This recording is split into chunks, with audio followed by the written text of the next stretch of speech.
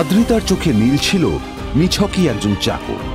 সে সারাদিন আদ্রিতার ভাই ফরমাস খেটেও ওকে সন্তুষ্ট করতে পারত না।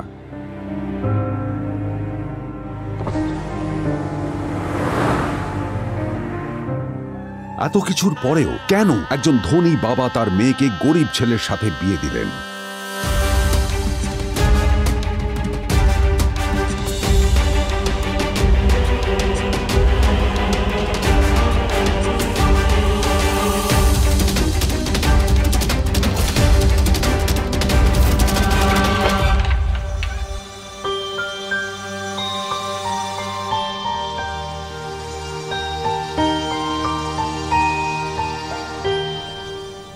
এবং তারপরে সেই মেয়েটি তার গরিব স্বামীর কাছ থেকে নতুন বছরে এমন একটা গিফট পেয়েছিল যে তার চক্ষু স্থির হওয়ার জোগাড় হয়েছিল।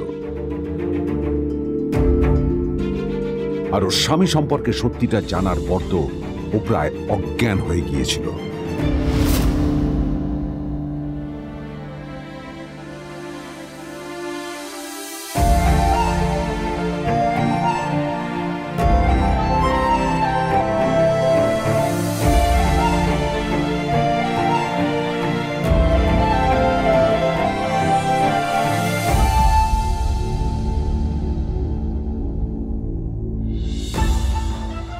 আমার বাবা সবচেয়ে বড় ভুল করেছে তোমার মতো একটা গরিব ছেলের সাথে আমার বিয়ে দিয়ে। আমার সব বন্ধুদের স্বামীরা ওদের কত দামি দামি গিফট দেয়, আর তুমি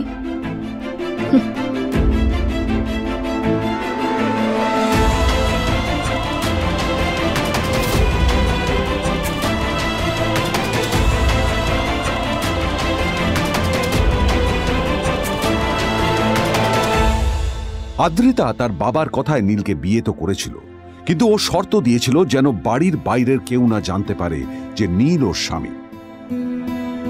নীল ওই বাড়িতে ঘর জামাইয়ের মতো থাকলেও ও যেন ওখানে একজন চাকর ছিল। সবাই ওকে অপমান করত। ওই বাড়িতে না ও ঠিক মতো খাবার পেত, আর না ওর কোনো আলাদা ঘর ছিল। কখনো কার্পেটের উপর ঘুমোতো, তো কখনো আবার পোষা কুকুরের ঘরের পাশে নীলকে ঘুমোতে হতো। হাত খরচ মেটাতে ও এক জায়গায় ওয়েটারের কাজও করত। আদ্রিতা তার বন্ধুদের বলেছিল যে আদ্রিতা বিদেশে বিয়ে করেছে আর তার স্বামী লন্ডনের একজন খুব বড় বিজনেসম্যান। কিন্তু যখন আদ্রিতার বন্ধুরা ওকে ওদের স্বামীদের দেওয়া দামি দামি গিফটগুলো দেখাতো, তখন লজ্জায় ওর ভিতরটা পুড়ে ছাই হয়ে যেত।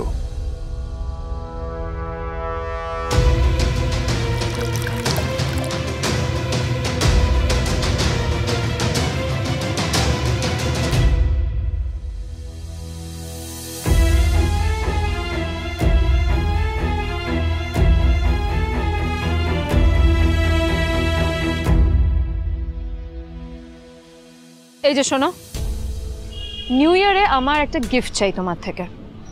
আর গিফট যেন দামি হয়, হ্যাঁ, মানে খুব দামি, কয়েক লাখ টাকা। ওকে? কয়েক লাখ টাকা? কিন্তু অদ্রিতা, এত টাকা আমি একসাথে কখনো দেখিনি। তোমাকে এত দামি গিফট আমি কি করে দেব? এটা তো তোমার বিয়ে করার আগে ভাবা উচিত ছিল। একজন পুরুষ মানুষ হয়ে নিজের স্ত্রীর এইটুকু ইচ্ছা তুমি পূরণ করতে পারবে না? স্ত্রীর এই কথাগুলো নীলকে আহত করে। নিঃশব্দে ওখান থেকে চলে যায় নীল।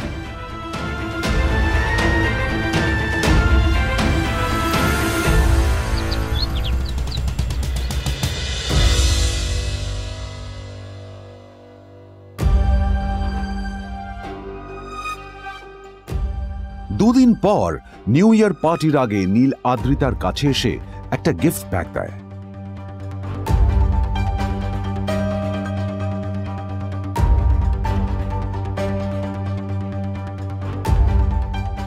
আদ্রিতা মুখ বেজার করে বাক্সটা খুলল, তবে তারপর বাক্সের ভেতরে গিফটটা দেখতেই ও চমকে গেল।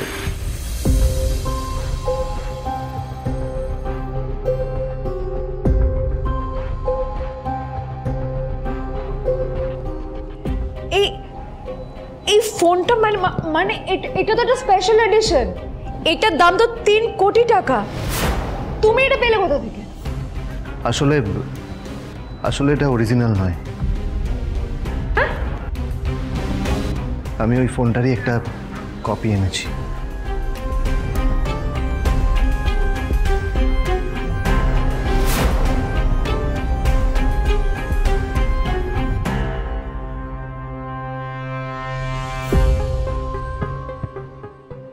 কিন্তু আদ্রিতার নীলের কথায় একটু সন্দেহ হয়, কারণ ফোনটা দেখে একেবারেই আসল বলেই মনে হচ্ছিল। পরের দিনই আদ্রিতা ওই কোম্পানির শোরুমে গেল। এই ফোনটা একটু দেখুন না প্লিজ। ওয়াও, আচ্ছা ম্যাম, আপনি কি মিস্টার রয় চৌধুরীর বন্ধু? কে মিস্টার রয় চৌধুরী? ও, আপনি কি ওই রয় চৌধুরী গ্রুপ অফ ইন্ডাস্ট্রিজের মালিকের কথা বলছেন? হ্যাঁ। না না, আমি ওনাকে চিনি না। আমি কেন, আমার মনে হয় কেউই ওনাকে চেনে না। বড় বড় মানুষেরাই ওনা দেখা পান না। আমিও কোনোদিন ওনাকে দেখিনি, কিন্তু সাডেনলি আপনি এই প্রশ্নটা করলেন কেন? অ্যাকচুয়ালি ম্যাম, আপনার হাতের এই ফোনটা আসলে এটা ফোনের স্পেশাল এডিশন। এই কাটিং, এই ডিজাইন, এই লোগো, এটা জাল করা ইজ নেক্সট টু ইম্পসিবল। আর গোটা ভারতে বিক্রি হওয়া এই ফোনের সেকেন্ড পিস এটা, যেটা মিস্টার রয় চৌধুরী কিনেছিলেন। সেজন্য জিজ্ঞেস করছি ম্যাম, আপনি এই ফোনটা কোথা থেকে পেলেন? তবে কি নীলই মিস্টার রয় চৌধুরী, নাকি নীল এই ফোনটা চুরি করেছে? বেকার নীলের কাছেই কোটি টাকার ফোন কোথা থেকে এলো? নীলের সত্যিটা তাহলে কি? আর ও যদি সত্যি বড়লোক হয়ে থাকে, তবে ও নিজের শ্বশুর বাড়িতে খরচামাই হই বা থাকে কেন? আদ্রিতা এসব কথাই মনে মনে ভাবছিল। তবে আদ্রিতার বিশ্বাস ছিল যে কোনো না কোনো মতলব করেই নীল এই ফোনটা আদ্রিতার জন্য নিয়ে এসেছিল। কিছুদিন পর আদ্রিতা সেই ফোনটার কথা ভুলে গেল। নীল সকাল সকাল ঘুরতে বেরিয়েছে বাইরে।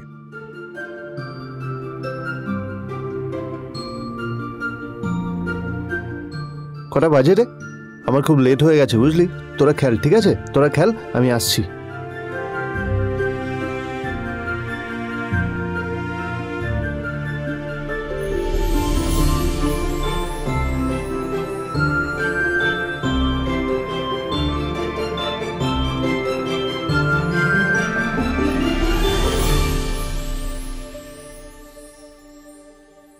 নীল, জল পড়ছে না কেন দেখো না। নীল, নীল, নীল কোথায় গেল? নীল,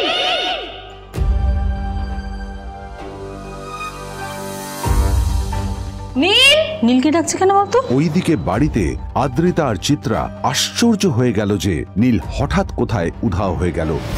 মা তোমাকে কিছু বলে গেছে নীল? হ্যাঁ, কোথায় গেছে ও? না, আমি ওর কোনো খোঁজ খবর রাখি না। আমার একটা কথা মনে হচ্ছে, ওকে না এবার একটু শীতে করতে হবে। একটা কাজে যদি আসতো ছেলেটা, যখনই কোনো কাজের কথা বলি ভ্যানিশ হয়ে যায়। আমি ওকে বলেছিলাম R&B গোল্ড এন্ড ডায়মন্ডস থেকে আমার সেটটা নিয়ে আসতে, আনেনি।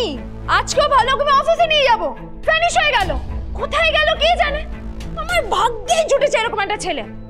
এই যে তুমি কেন বিয়েটা দিয়েছিলে আমাকে? এটা আবার কি বলছিস? আমার কি দোষ? দেখ, ওই অসভ্য ছেলেটার সাথে বিয়ে দিতে চাইনি। যা করেছে তোর বাবা করেছে, এটা আমার কোনো দোষ।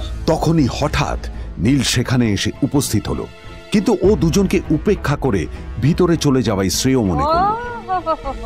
এই যে লাট সাহেব ফিরলেন রাজকার্য করে। এদিকে এসো, তোমার ফাঁকিবাজির আলোচনাই এখানে চলছে। মা প্লিজ থাক, মা থাক, ভাল লাগছে না। এমনিতেই অফিসের জন্য আমার লেট হয়ে যাচ্ছে, আর বিজন আমার ওয়েটও করছে। বিজনের নাম শুনেই নীলের মুখটা ফ্যাকাশে হয়ে গেল। আদ্রিতা নীলকে উপেক্ষা করেই বলল, আরে যে এই ছেলেটার মতো আর একটা ফাঁকিবাজ না তুমি পাবে না। তুমি কেন দাঁড়িয়ে আছো? এই যে শোনো শোনো শোনো শোনো, দাঁড়িয়ে আছো কেন? তোমাকে আমি বলেছিলাম R&B গোল্ড ডায়মন্ডস থেকে সেটটা তুলেছো, তোলোনি তো। এইটা চাই না আমার। তুমি আমার সাথে অফিসে যাবে, ফেরার পথে তুমি সেটটা নিয়ে আসবে। তোমার জন্য সবসময় লেট হয় অফিসে, তোমার জন্য। বিরক্ত লাগে। আর ব্যাগটা নিয়ে ওর পেছন পেছন কোথায় যাচ্ছ? যাও দিয়ে ওখানে রেখে এসো। নীল চিত্রার সাথে মাঝে মাঝে ঝগড়া করলেও তার স্ত্রী আদ্রিতার সাথে ও কখনো ঝগড়া করতো না। সত্য সব অপদার্থ।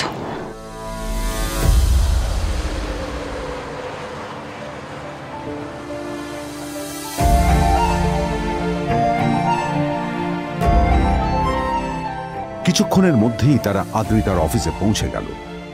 আদ্রিতা গাড়ি থেকে নামতে নামতে দেখলো যে তার কাছে অনেকগুলো ফাইল আছে। নীলের দিকে তাকিয়ে ওকেই ফাইলগুলো নিয়ে ভেতরে আসতে বলল। চলো, হা করে দাঁড়িয়ে আছো কেন? ফাইলগুলো নিয়ে ভেতরে এসো।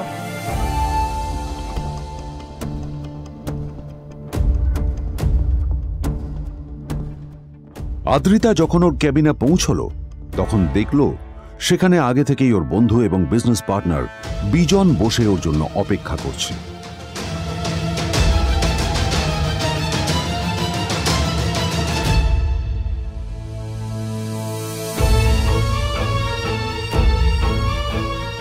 কোথায় ছিলে বলো?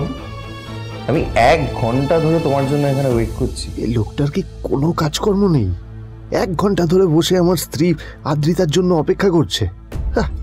সরি বিজন, আমি খুবই দুঃখিত যে বাড়ির কিছু লোকের জন্য না আমার সবসময় লেট হয়ে যায়। আদ্রিতার কথা শোনার পর বিজনের 1 ঘন্টা অপেক্ষা করার অভিযোগ 1 মুহূর্তের মধ্যে মিলিয়ে গিয়েছিল। কি হলো, হাসছো কেন? লটারি পেলে নাকি? লটারি? হ্যাঁ, তুমি আসা মানে আমার কাছে লটারির থেকেও বেশি দাম।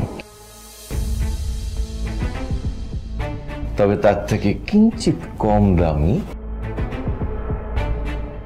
একটা গিফট আমি তোমার জন্য এনেছি।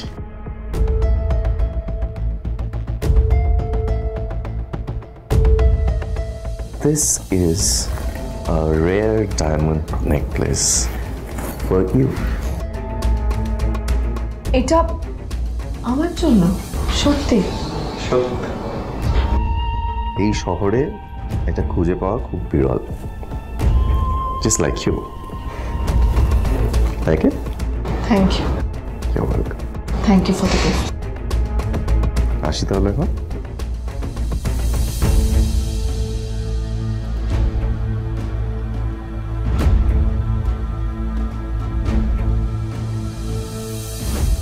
আদ্রিতা, আমি আজ পর্যন্ত তোমাকে কোনো রকম উপদেশ দিইনি, কিন্তু আজ আমি তোমাকে বলতে বাধ্য হচ্ছি। এই যে এই লোকটা তোমাকে শুধুমাত্র ইমপ্রেস করার জন্য একটা নকল সস্তার হীরের গয়না দিয়ে গেছে। এরকম একটা লোকের সাথে তোমার মেশা উচিত না। ভবিষ্যতে কিন্তু তুমি বিপদে পড়বে। আদ্রিতা, আমি তোমাকে কথা দিচ্ছি, আমি তোমার জন্য আসল রেয়ার একটা হীরের গয়না এনে দেবো, এর চেয়েও দামি, এর চেয়ে অনেক অনেক বেশি দামি। তার জন্য আমাকে যাই করতে হোক না কেন, আমি তোমাকে একদিন ঠিক এনে দেবো, ঠিক এনে দেবো তোমাকে। তাদের বিয়ে হয়েছে 2.5 বছর। এর মধ্যে প্রথমবার তার মনে হলো নীল তার জন্য লড়াই করছে। নীলের এই রূপটা দেখে আদ্রিতা চমকে গেল। আজ প্রথমবারের মতো আদ্রিতার মনে প্রশ্ন এলো, নীলকে নিজের থেকে দূরে সরিয়ে রেখে আমি কি কোনো ভুল করছি? না না, এটা আমি কি ভাবছি? বিজন আমার বিজনেস পার্টনার, ও আমাদের মেইন ইনভেস্টর। নীলের এই অ্যাকশনের কারণে বিজন আমার কোম্পানি থেকে ব্যাক আউট করে গেলে কি হবে? না না না না না, নীলের জন্য আমি আমার এত বছরের পরিশ্রমকে জলে দিতে পারি না। আমার নীলকে নয়, আমার বিজনকে প্রয়োজন। এইসব ভাবতে ভাবতে আদ্রিতার নীলের ওপর রাগ হতে শুরু করে। আদ্রিতার রাগ তখন চরমে উঠে যায়। আজ প্রথমবার নীল আদ্রিতার সাথে খারাপ ব্যবহার করেছে। How dare you! তোমার এত বড় সাহস! হ্যাঁ, তোমাকে কে অধিকার দেয় বলো তো যে তুমি আমারই অফিসে দাঁড়িয়ে আমাকেই এতগুলো উল্টোপাল্টা কথা তুমি শোনালে? তোমাকে এখানে আনাই আমার ভুল হয়েছে, সবচেয়ে বড় ভুল হয়েছে। এবার চুপচাপ এখান থেকে বেরিয়ে যাও, right now. Get out! Neel আদ্রিতার এই কথার কোনো উত্তর দিল না। নীল জানতো যে ও যতই কথা বাড়াবে আদ্রিতা ততই বেশি রেগে যাবে। আদ্রিতা যেন তেন ভাবে নিজের রাগ চেপে ব্যাপারটা ওখানেই শেষ করার চেষ্টা করলো, কিন্তু ও তো জানতো না যে ব্যাপারটা তখন সবে শুরু হয়েছে। কি হলো, শুনতে পাচ্ছিস না? কালা নাকি? আমারই সামনে দাঁড়িয়ে আমার কেনা গিফট নিয়ে তুই মজা করলি? কত বড় সাহস রে তোর! নিজেকে তো বিক্রি করে দিলে ওরকম একটা ডায়মন্ড নেকলেস তুই কিনতে পারবি না। তোর এই গরিবের পারফিউম, সস্তা শার্ট, পায়ে একটা ফাটা চপ্পল নিয়ে নিজেকে বড় হিরো মনে করছিস? তোর নিজের কত দাম সেটা তোর নিজের জানা উচিত। Zero, big zero. সালা খরচা মাই চল।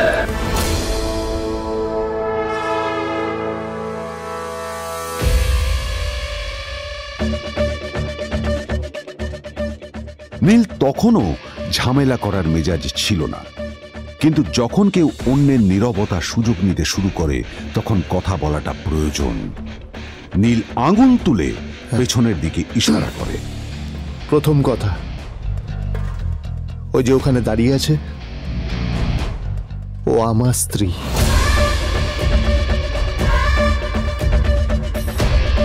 তাই আমার স্ত্রীকে তোমার নেকলেস দেওয়ার কোনো অধিকার নেই। ওকে যদি নেকলেস দিতে হয় তাহলে আমি দেব। তাই এসব ফ্রডগিরি বন্ধ করো। আর দ্বিতীয় কথা, যার পকেটে পয়সা নেই ঝনঝন আওয়াজ করা তার মানায় না।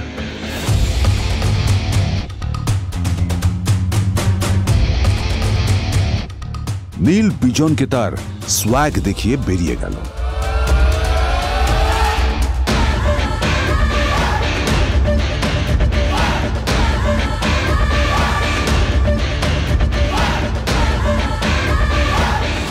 আদ্রিতার রাগে গজগজ করছিল। ওর জ্বলন্ত চোখের সামনে শুধু নীলের মুখটা ভেসে উঠছিল। ও যতই নীলের কথা ভাবছিল ততই ওর রাগ বেড়ে যাচ্ছিল। গত কয়েক মাস ধরে আদ্রিতার কোম্পানির অবস্থা একেবারেই ভালো ছিল না। আদ্রিতা তা সামলানোর আপ্রাণ চেষ্টা করছিল। কি যে করবেও সেইটাই বুঝে উঠতে পারছিল না। তারপর বিজনের সাথে ওর দেখা হলো, আর তখনই বিজনের সাথে ওর বন্ধুত্ব হলো। বিজন একটা খুব বড় পরিবারের সদস্য। আজ বিজন শুধুমাত্র আদ্রিতার কোম্পানির একজন বিজনেস পার্টনারই নয়, সাথে বড় ইনভেস্টরও। আর শুধুমাত্র বিজনের কারণেই আদ্রিতার কোম্পানি এখনো চলছে। এই কোম্পানির সমস্ত লস বিজনই বহন করে এবং আদ্রিতারও ওকে তাই খুব প্রয়োজন। বিজনের সাথে বন্ধুত্ব করা আদ্রিতার পক্ষে সহজ কাজ ছিল না। অনেক কাঠখড় পুড়িয়ে আদ্রিতা ওর কাছাকাছি এসেছিল। সবকিছু ঠিকঠাকই চলছিল, সবকিছুই আদ্রিতার প্ল্যান অনুযায়ী হচ্ছিল, কিন্তু নীল আজ এসে সবকিছু নষ্ট করে দিল। কি দরকার ছিল বুঝতে পারছি না। কি দরকার ছিল নীলের বিজনকে এতগুলো কথা শোনানোর? এবার বিজন আমাকে টাকা দেবে কিনা সেটাও জানি না, আমার কোম্পানিতে ইনভেস্ট করতে চাইবে কিনা সেটাও বুঝতে পারছি না। কি করব?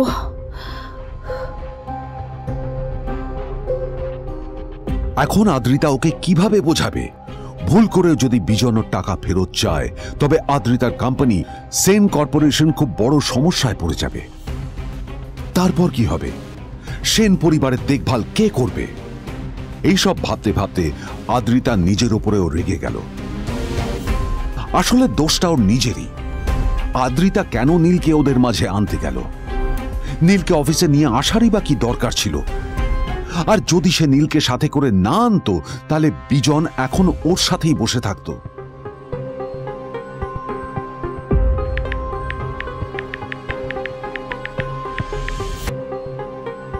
প্যামেলা, আমি মিটিংয়ে বেরোবো, আমার চেঞ্জটা একটু নিয়ে এসো প্লিজ। Thank you. আর অন্যদিকে সেন কর্পোরেশনের অফিস থেকে বেরিয়ে নীলের খুব ফুরফুরে লাগছিল। তখনই হঠাৎ ওর ফোনটা বেজে উঠল। ফোনটা ছিল মিস্টার রায় চৌধুরীর। তিনি ছিলেন শহরের সব থেকে বড় বিজনেসম্যান। হ্যাঁ মিস্টার রায় চৌধুরী, আমি আপনাকেই ফোন করতে যাচ্ছিলাম। আমি একজন বিশেষ লোকের সাথে তোমার একটা মিটিং ফিক্স করেছি। ওর অ্যাড্রেস আমি তোমাকে টেক্সট করে দিয়েছি। আমি চাই তুমি ওই লোকটার সাথে মিট করো। ঠিক আছে, আমি যে কোনো কারোর সাথে দেখা করতে পারি, কিন্তু তার জন্য আপনাকে আমার দুটো শর্ত মানতে হবে। প্রথমটা, আমার জন্য একটা রেয়ার হীরের নেকলেস আপনাকে জোগাড় করে আনতে হবে। আর দ্বিতীয়টা, আমি আপনাকে টেক্সট করছি, এটাও কিন্তু একই রকম জরুরি। এই দুটো কাজ আপনাকে যত তাড়াতাড়ি সম্ভব করে ফেলতে হবে আমার জন্য, ঠিক আছে? তোমার অ্যাকাউন্টে কিছু টাকা পাঠিয়েছি। কিছু জামা কাপড় কেনো, যাতে তুমি ভদ্র সমাজে আসার যোগ্য হও আর তোমাকে আমি স্বামীর পরিচয় দিতে লজ্জা না পাই। তোমার কারণে আমার পরিবার লজ্জা পাবে, আমি সেটা চাই না। যখনই দেখি তখনই তুমি ভিকিরির মতো ছেঁড়া ফাটা জামা কাপড় পরে থাকো। আসলে আদ্রিতার বাড়িতে আজ ফ্যামিলি ডিনার পার্টি ছিল, আর শেষবার নীলের জন্য ওকে অনেক ঝামেলা পোহাতে হয়েছিল। মেসেজ পড়ে নীল ফোনটা নিজের পকেটে রেখে রাস্তার ধারে গিয়ে একটা ট্যাক্সি থামানোর জন্য হাত বাড়িয়ে দিল। নীল ট্যাক্সি ধরে গোল্ডেন সিটি অ্যাভিনিউর দিকে বেরিয়ে পড়ল। গোল্ডেন সিটি অ্যাভিনিউ শুধু কলকাতারই নয়, এটা ছিল সারা পশ্চিমবঙ্গের সবচেয়ে বিলাসবহুল সোসাইটিগুলোর মধ্যে একটা। আসলে এই সেই জায়গা যেখানে মিস্টার রায়চৌধুরী আজ তার জন্য গোপন মিটিং ফিক্স করেছিলেন। কিন্তু নীল কার সাথে দেখা করতে যাচ্ছে এ সম্পর্কে ওর কোনো ধারণাই ছিল না। যখন নীল সেখানে পৌঁছল, পুলভিলার বাগানে বসে থাকা লোকটিকে দেখে রাগে নীলের রক্ত ফুটতে শুরু করলো। নীল ওখানে না দাঁড়িয়ে বেরিয়ে গেল। তখনই হঠাৎ একটা মেসেজ এলো। আসলে আজ আদ্রিতার ফ্যামিলি গ্যাদারিং এ যাওয়ার আগে নীলকে ওর হাই স্কুলের রিইউনিয়নেও যেতে হতো। গ্র্যাজুয়েশনের পর এত বছরে এই প্রথম নীল তার কোনো কলেজ বা স্কুলের রিইউনিয়নে যাচ্ছে। এতগুলো বছরে নীল তার কোনো বন্ধুর সাথেই দেখা করেনি। নীলের তার পুরনো সহপাঠীদের কথা মনে পড়তে লাগলো, যাদের সাথে ও স্কুলে মজা করত। আজ আবার ওদের সকলের সাথে নীলের দেখা হবে।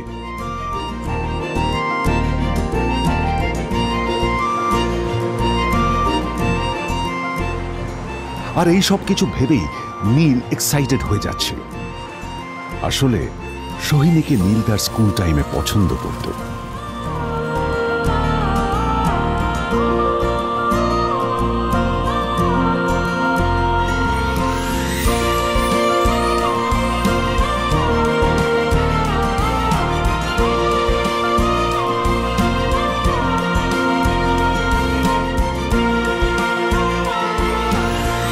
অন্যদিকে সেম কর্পোরেশনে ইনভেস্টরদের সঙ্গে আদ্রিতার মিটিং একেবারেই ভালো যায়নি। তাকে দেখে বেশ গম্ভীর মনে হচ্ছিল।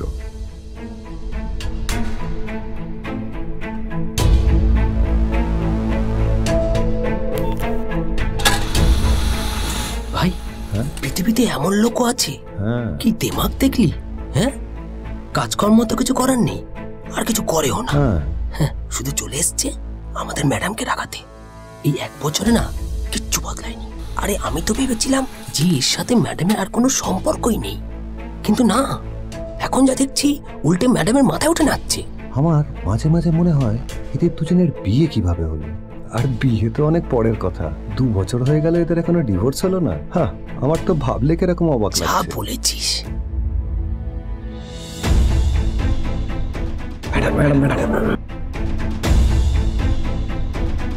অফিসে চলতে থাকা এইসব কথা শুনে আদ্রিতার আরো রাগ হলো। আদ্রিতা ক্যাবিনে যাওয়ার পরে রাগকে নিয়ন্ত্রণ করা ওর পক্ষে আরো কঠিন হয়ে গেল। ও তখন বুঝতেই পারছিল না যে ওর রাগ কিভাবে নিয়ন্ত্রণ করবে। আদ্রিতা এটাও ভাবছিল যে নীলের জন্য ওকে আর কত অপমানিত হতে হবে। এসব ভাবতে ভাবতেই আদ্রিতার চোখ গেল ওর বাবার ছবিটার দিকে।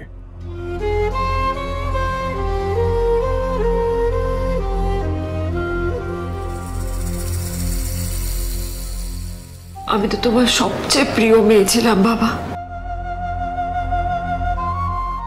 তাই আমি সবসময় ভেবেছি যে তুমি আমার জন্য যাকে সিলেক্ট করবে সে সব থেকে শ্রেষ্ঠ হবে।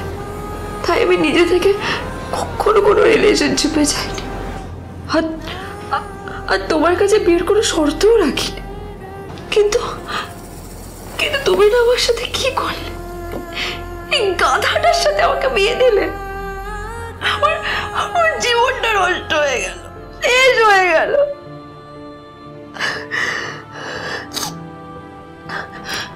আমি যদি একটু জানতাম যে ও কিছু করে না, ঘর চাপাই হয়ে থাকবে, এইসব কাজকর্ম করে, তাহলে আমি কোনোদিনই বিয়েতে রাজি হতাম না বাবা, কোনোদিন না, কোনোদিন।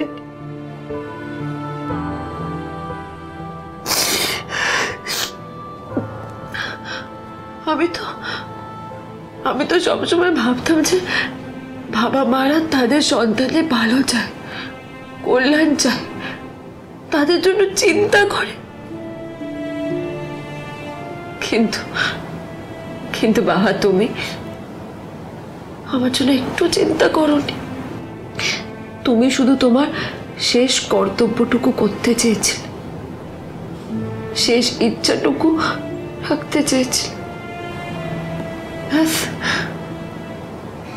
পালন করা হয়ে গেছে, আর আমাদের তুমি ছেড়ে চলে গেলে।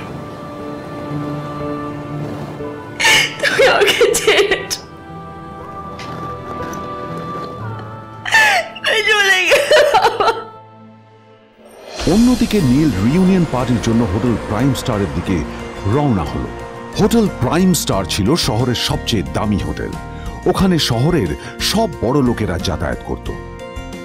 নীল যখনই তার পুরনো বাইকটা নিয়ে ওখানে পৌঁছলো, ওর পুরনো জামা কাপড়, পুরনো বাইক আর ওর পায়ে ছেঁড়া চপ্পল দেখে সিকিউরিটি গার্ড ওকে গেটের বাইরেই আটকে দিল।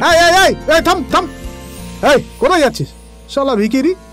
না না দাদা, আপনি আমাকে ভুল বুঝছেন। আসলে আমাকে ইনভাইট করা হয়েছে, আমি এই হোটেলেই এসেছি। শালা মিথ্যে কথা বলার জায়গা পাস না? হ্যাঁ, মিথ্যে কথা বলার আগে নিজের চেহারাটা তো দেখতিস। এটা একটা প্রাইম হোটেল, বুঝেছিস? এখানে সব শহরের বড় বড় লোকেরা তাদের বড় বড় গাড়ি নিয়ে আসে। শালা তোর মতো একটা ভিখিরি একটা ফ্যাট প্যাটে আওয়াজ বের করা বাইক নিয়ে চলে এসেছিস, আর আমি তোকে ঢুকতে দেবো না? দাদা আমাকে ইনভাইট করা হয়েছে, আমাকে শুনুন শুনুন, চল আমাকে একবার ঢুকতে দিন আমাকে। নীল পড়ে যেতেই একটা দামি গাড়ি ওখানে এসে দাঁড়ালো। এই গাড়িটি আর অন্য কারো নয়, হোটেল প্রাইমের মালিক মিস্টার খান্নার ছিল। কি হচ্ছে কি এটা? হোটেলের গেটের সামনে এসব এসব ক্যাশ চলছে এখানে। হোটেলের বদনাম হবে না এতে? স্যার দেখুন না, এই যে ভিখিরিটা হোটেলে ঢুকতে যাচ্ছে, আমি বারণ করছি, শুনছে না স্যার? Shut up! আপনি কি করতে আছেন? কে কি হচ্ছে দেখি দেখি কে? মিস্টার খান্না তার চশমা খুলে নীলের দিকে দেখলেন, আর ওনার মুখটা হাঁ হয়ে গেল।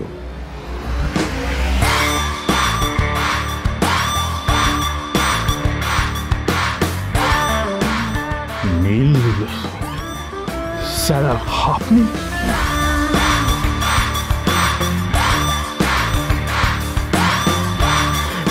Extremely sorry sir. Sir sir আপনি একটা ইনফর্ম করেননি কেন আমাকে? আপনি আসবেন জানলে তো আমি নিজে রিসিভ করতে আসতাম আপনাকে।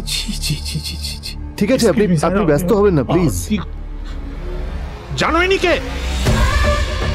নিজের বসকে এভাবে একজন ভিখারিকে হাতে পায়ে ধরতে দেখে গার্ডটিও অবাক হয়ে গেল। আরে sir, sorry sir, extremely sorry, আপনি আমার সঙ্গে আসুন। সরি স্যার, সরি, ভুল হয়ে গেছে স্যার। সালাম স্যার। নীল কি তবে সত্যিই একজন খুব বড় লোক কেউ? শেষ পর্যন্ত কিনা একটা পেন। উফ, সত্যি জিজু তুমি পারো বটে। এতগুলো লোক উপহার পাঠিয়েছে, কিন্তু তোমার মতো ভিখিরি মার্কা গিফট আর অন্য কেউ দেয়নি। নিজের স্ত্রীকে ভালোবেসে একটা উপহার দিলে যে এতগুলো কথা শুনতে হতে পারে, সেটা ঠিক ভাবতে পারেনি নীল। আদ্রিতা সেন সম্প্রতি একটি বিদেশি কোম্পানির সাথে ডিল ক্র্যাক করেছে। সেই সূত্রেই বাড়িতে আজ উপহারের বন্যা বইছে।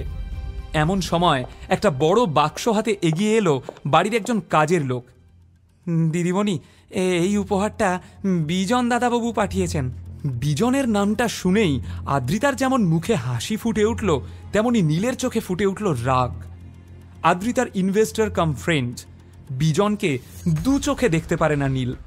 আদ্রিতা খুশি মনে বাক্সটা খুলতেই দেখতে পেল একটা লাল পার্টি গাউন, সঙ্গে একটা ছোট্ট চিরকুট। কনগ্র্যাচুলেশনস আদ্রিতা, আজ সন্ধ্যায় এটা পরেই তুমি ডিল সাইন করবে, তারপর আমার সাথে ডিনারে যাবে। এই সব কিছুই বিজন করছে শুধুমাত্র তোমার সুযোগ নেওয়ার জন্য। ও ভালো লোক নয়। নিজের পকেট গড়ের মাঠ, এদিকে অন্যের গিফট দেখে হিংসেতে জ্বলে যাচ্ছে। ঠিক আছে, আমি তোমাকে একটা সুযোগ দিচ্ছি। এই ড্রেসটার দাম 50,000 টাকা। আজ সন্ধ্যে 7টার আগে এমন একটা ড্রেস কিনে দাও, আমি তোমার ড্রেস পরে ডিল সাইন করব। বিজনের সঙ্গে ডিনারেও যাব না। পারবে? পারবো। শুধু দোহাই তোমাকে, ওই বিজনের সঙ্গে ডিনারে যেও না। কথাটা যেন মনে থাকে।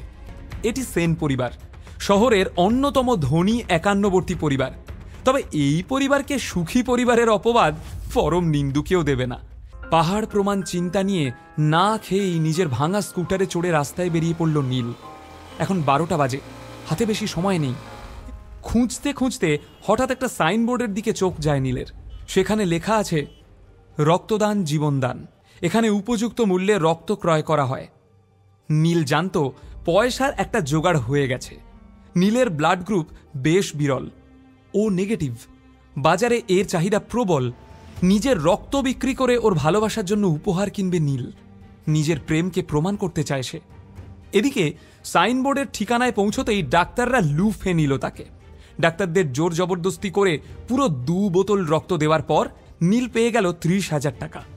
নীল ভেবেছিল 3 বোতল রক্ত দিয়ে পুরো টাকাটাই জোগাড় করে ফেলবে সে, কিন্তু ডাক্তারবাবু রাজি হলেন না। 30,000 টাকা নিয়েই নীল বেরিয়ে এলো হসপিটাল থেকে। মাথাটা খুব ঘুরছিল, পায়েও বিশেষ জোর পাচ্ছিল না সে। কিন্তু হাত ঘড়ির দিকে চোখ যেতেই নীল চমকে উঠল। এখন দুপুর 2টো, হাতে মাত্র কয়েক ঘন্টা। নীলের চাই আরও 20,000 টাকা। হঠাৎ নীলের চোখের সামনে অন্ধকার নেমে এলো। সোজা গিয়ে সামনে থেকে এগিয়ে আসা একটা ফুড ট্রাকে ধাক্কা মারল সে। তারপর আর কিছু মনে নেই। কি সব উটকো লোক এসে পড়ে। এক পার্টির জন্য হন্যে হয়ে ওয়েটার খুঁজছি, তার উপর আবার এসব ঝামেলা। এদিকে ঘড়ির দিকে তাকাতেই নীলের বুকটা ধক করে উঠল। 3:30 বাজে। ক্ষমা করবেন দাদা, আপনি কি কোনো ইভেন্টের কাজে যাচ্ছেন? আমাকে ওয়েটারের কাজটা দিন না, খুব দরকার দাদা। 20,000 টাকা জোগাড় করতে হবে।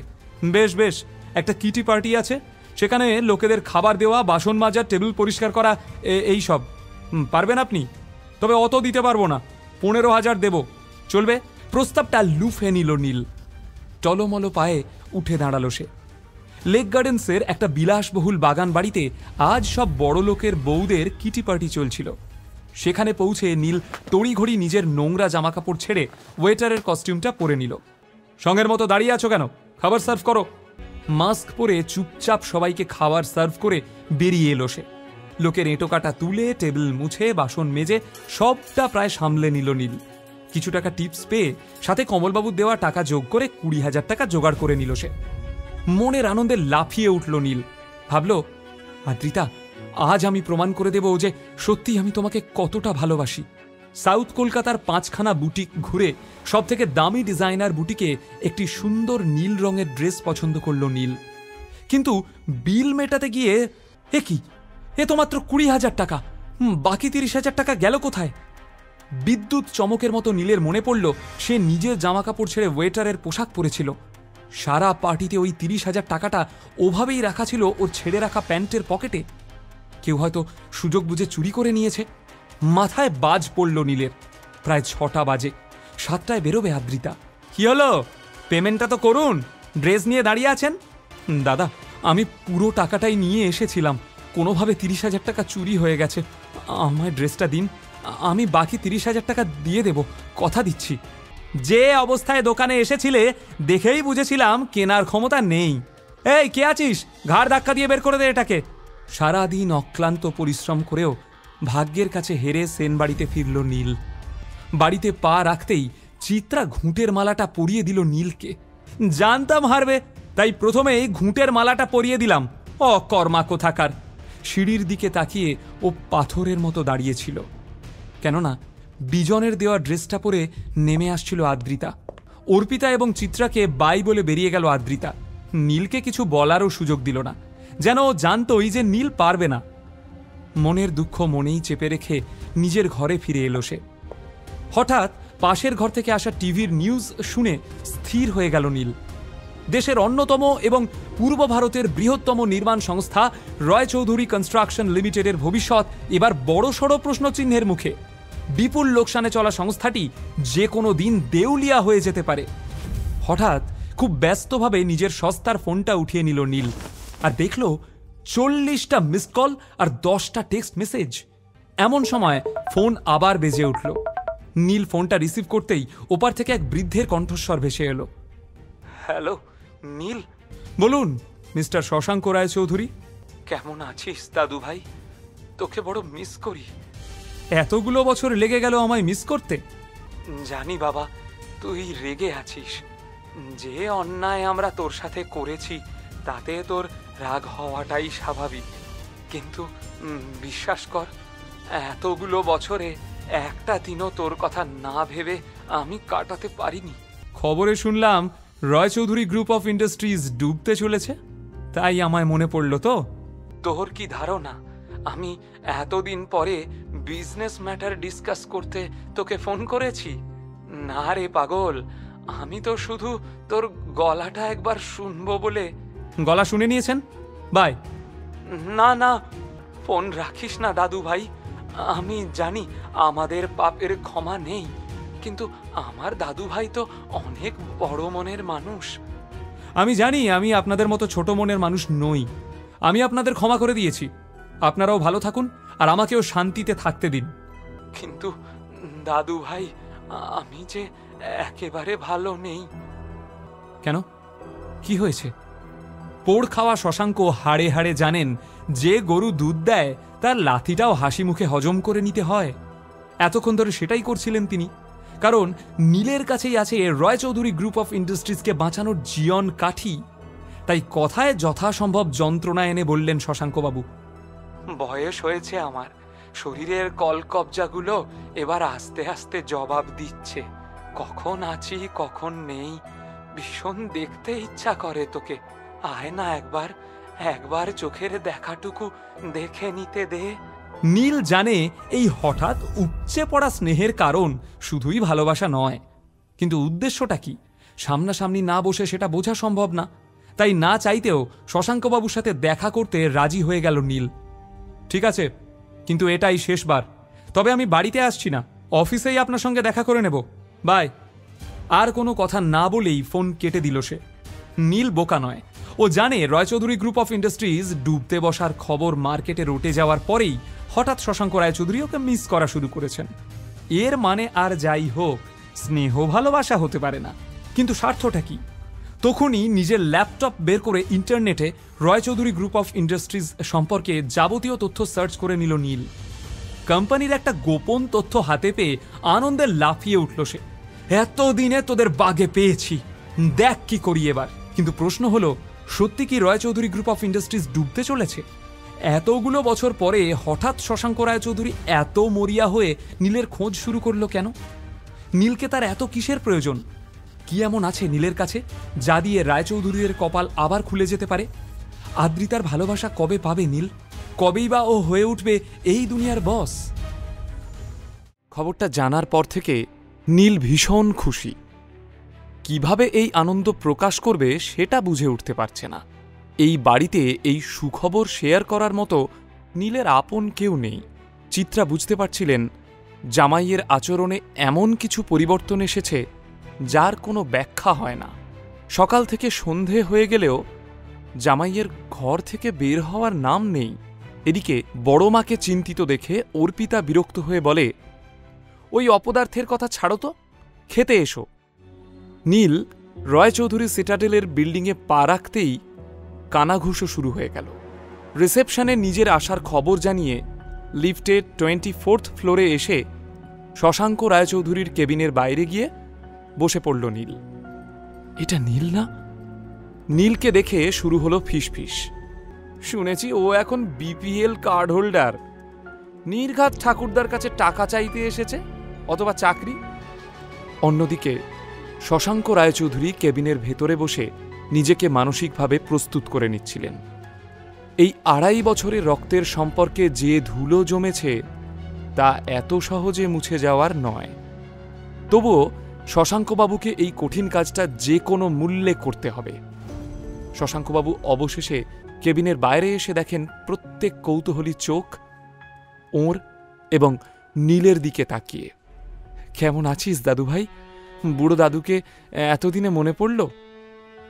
শশাঙ্কর উদ্দেশ্য ছিল অফিসে একটা বার্তা দেওয়া যে এই মুহূর্তে দাদু নাতির ভেতর কোনো সমস্যা নেই। নীল সামান্য হাসে, আর শশাঙ্ক উচ্ছ্বসিত হয়ে বলেন, ভেতরে আয়, ভেতরে আয়, আমরা ভেতরে গিয়ে কথা বলি।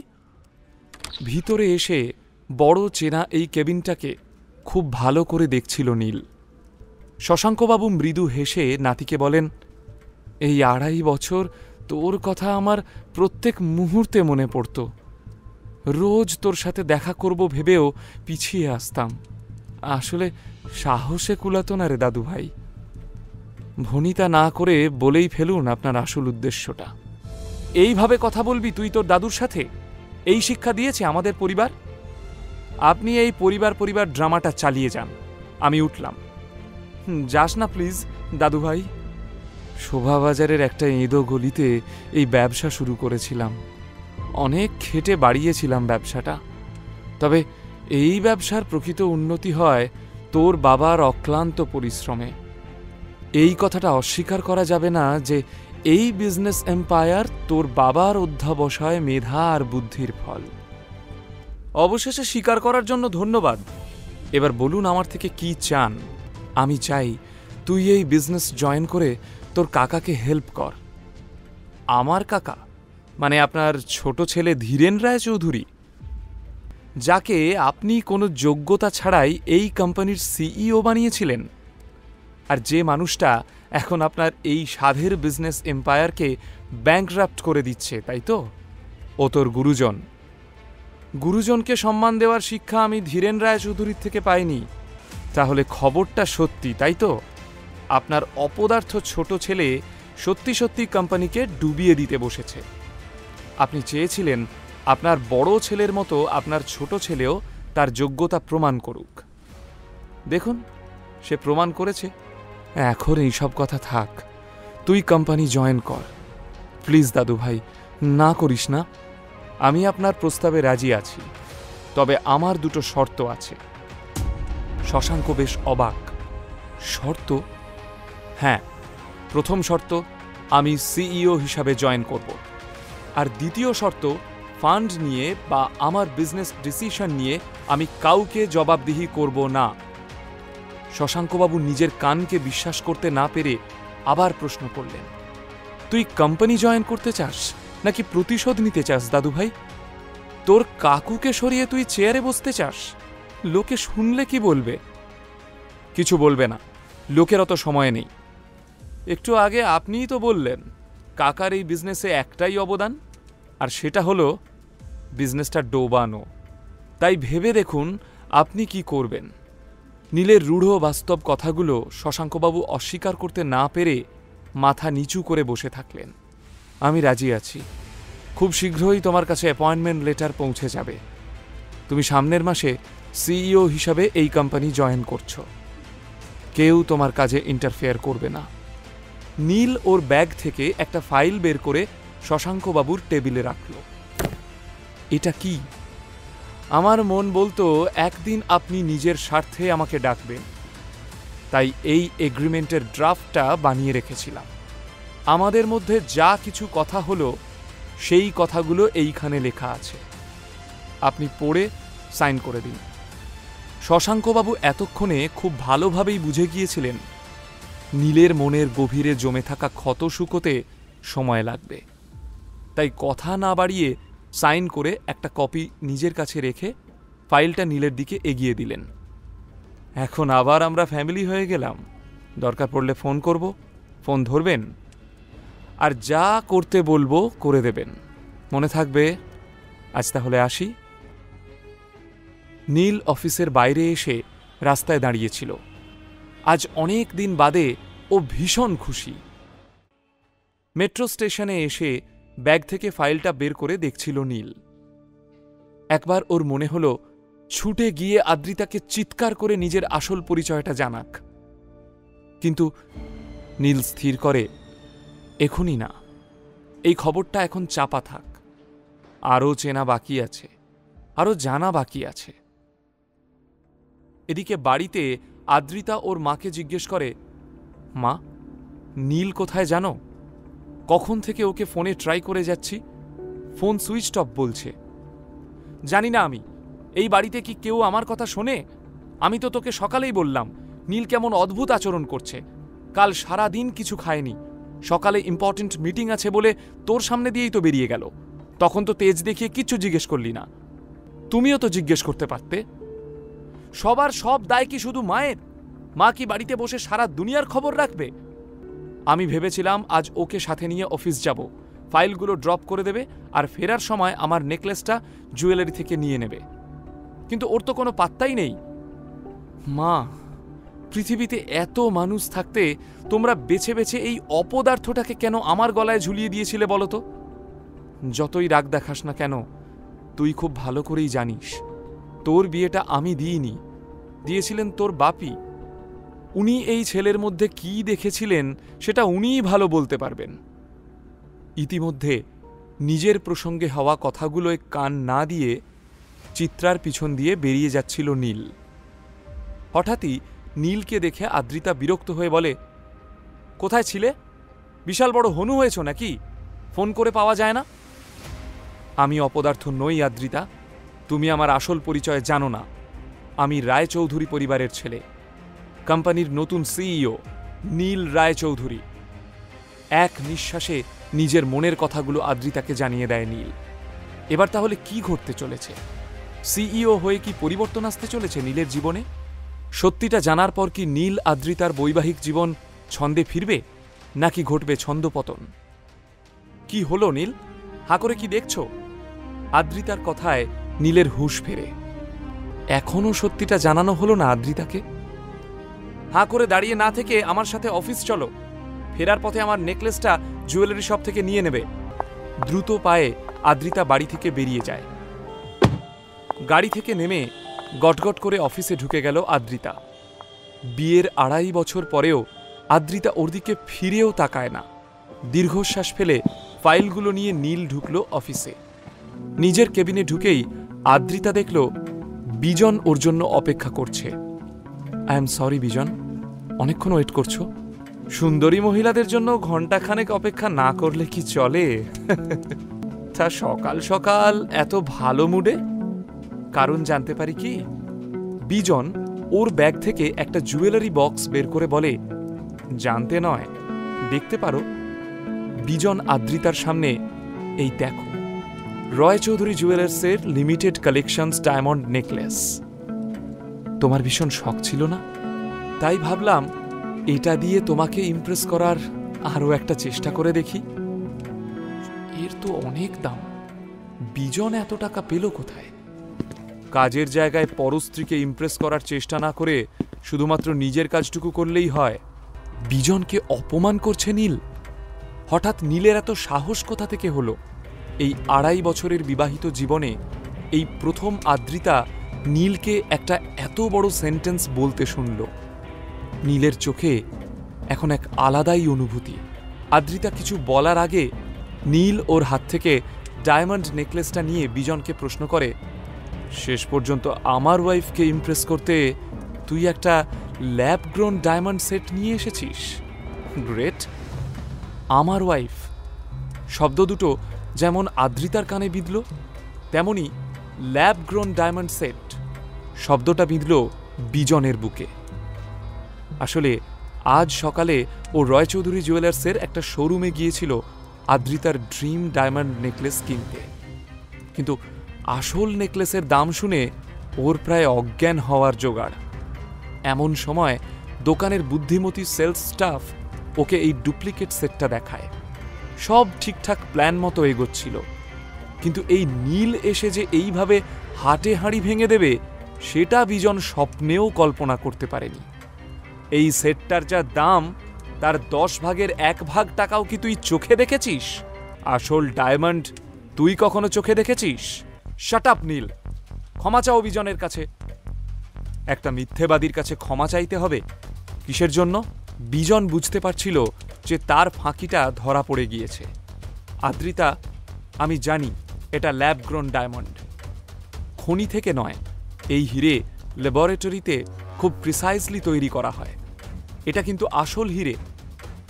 লেকচারটা বন্ধ কর। একদিকে নীলের হঠাৎ পরিবর্তন, অন্যদিকে বিজনের ছেলে মানুষই। বিরক্ত হয়ে আদ্রিতা নীলকে বলে, তুমি এখন যাও নীল, কাজ করতে দাও আমাদের। তোমার এই কালেকশনটা পছন্দ? কথা দিচ্ছি এই নেকলেসটা আমি কিনে দেব তোমাকে। তার জন্য যত পরিশ্রম করতে হোক আমি করব। নীল খুব শান্তভাবে কথাগুলো বলল আদ্রিতাকে। তারপরই একবার বিষাক্ত দৃষ্টিতে বিজনের দিকে তাকালো এবং দ্রুত আদ্রিতার কেবিন থেকে বেরিয়ে গেল। তুমি নীলের কথায় কিছু মনে করো না বিজন, ওয়ার্থলেস ফেলো একটা। কাজ না করে বাড়িতে বসে থেকে বেসিক ম্যানার্সটাও ভুলে গেছে।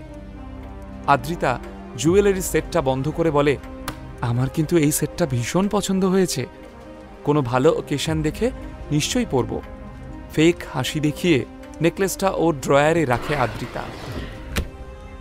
আদ্রিতার মুখের জবরদস্তির হাসিটা দেখে বিজন বুঝে যায় এই জুয়াটাতে ও শেষ মুহূর্তে হেরে গেছে, আর সেটাও এই অপদার্থ নীলের জন্য।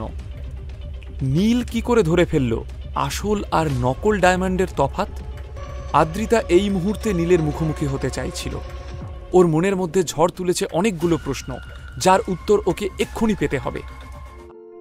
কোনো একটা সময় আদ্রিতাকে নিজের করে পাওয়াটা নীলের স্বপ্ন ছিল, কিন্তু আজ আদ্রিতার সাথে কাটানো এই বিবাহিত জীবনের প্রত্যেকটা মুহূর্ত নীলের রূঢ় বাস্তব। 4 বছর আগে আদ্রিতা সেনকে প্রথমবার দেখে নীল ওর প্রেমে পড়ে যায়, অথচ বিয়ের এতদিন পরেও নীলের আফসোস থেকে গেছে যে আদ্রিতার নজর একবারের জন্যেও নীলের ওপর পড়েনি। আজ নীল প্রথমবার আদ্রিতাকে ওর চোখের দিকে তাকাতে দেখল। যদিও আদ্রিতার চোখে প্রেম ছিল না, ছিল অপার বিস্ময়। নীল দ্রুত পায়ে হেঁটে লিফটের সামনে এসে দাঁড়ায়। দাঁড়াও। নীল পিছন ঘুরে তাকিয়ে দেখে আদ্রিতা দাঁড়িয়ে। What was that?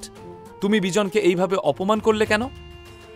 আদ্রিতা বিশ্বাস করতে পারছে না এই কি সেই মানুষটা যার সাথে ও গত 2.5 বছর ধরে সংসার করছে, যে এক মুহূর্তের জন্যেও আদ্রিতার মনে বিন্দুমাত্র দাগ কাটতে পারেনি, যে এক ছাদের তলায় থাকলেও আদ্রিতা থেকে সব সময় পালিয়ে বেরিয়েছে। নীল আজ অনেক আলাদা, অনেক অচেনা, অনেক আত্মবিশ্বাসী। ঠিক আছে নীল, তুমি এখন বাড়ি যাও, সন্ধ্যাবেলা দেখা হচ্ছে।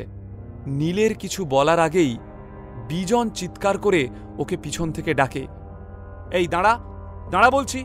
বিজনের চিৎকার শুনে আদ্রিতা চমকে পিছন ফিরে তাকায়। এই পরিস্থিতিটাই এড়াতে চেয়েছিল ও, কিন্তু মনের কোনায় কোথাও যেন কৌতূহল উঁকি মারছিল।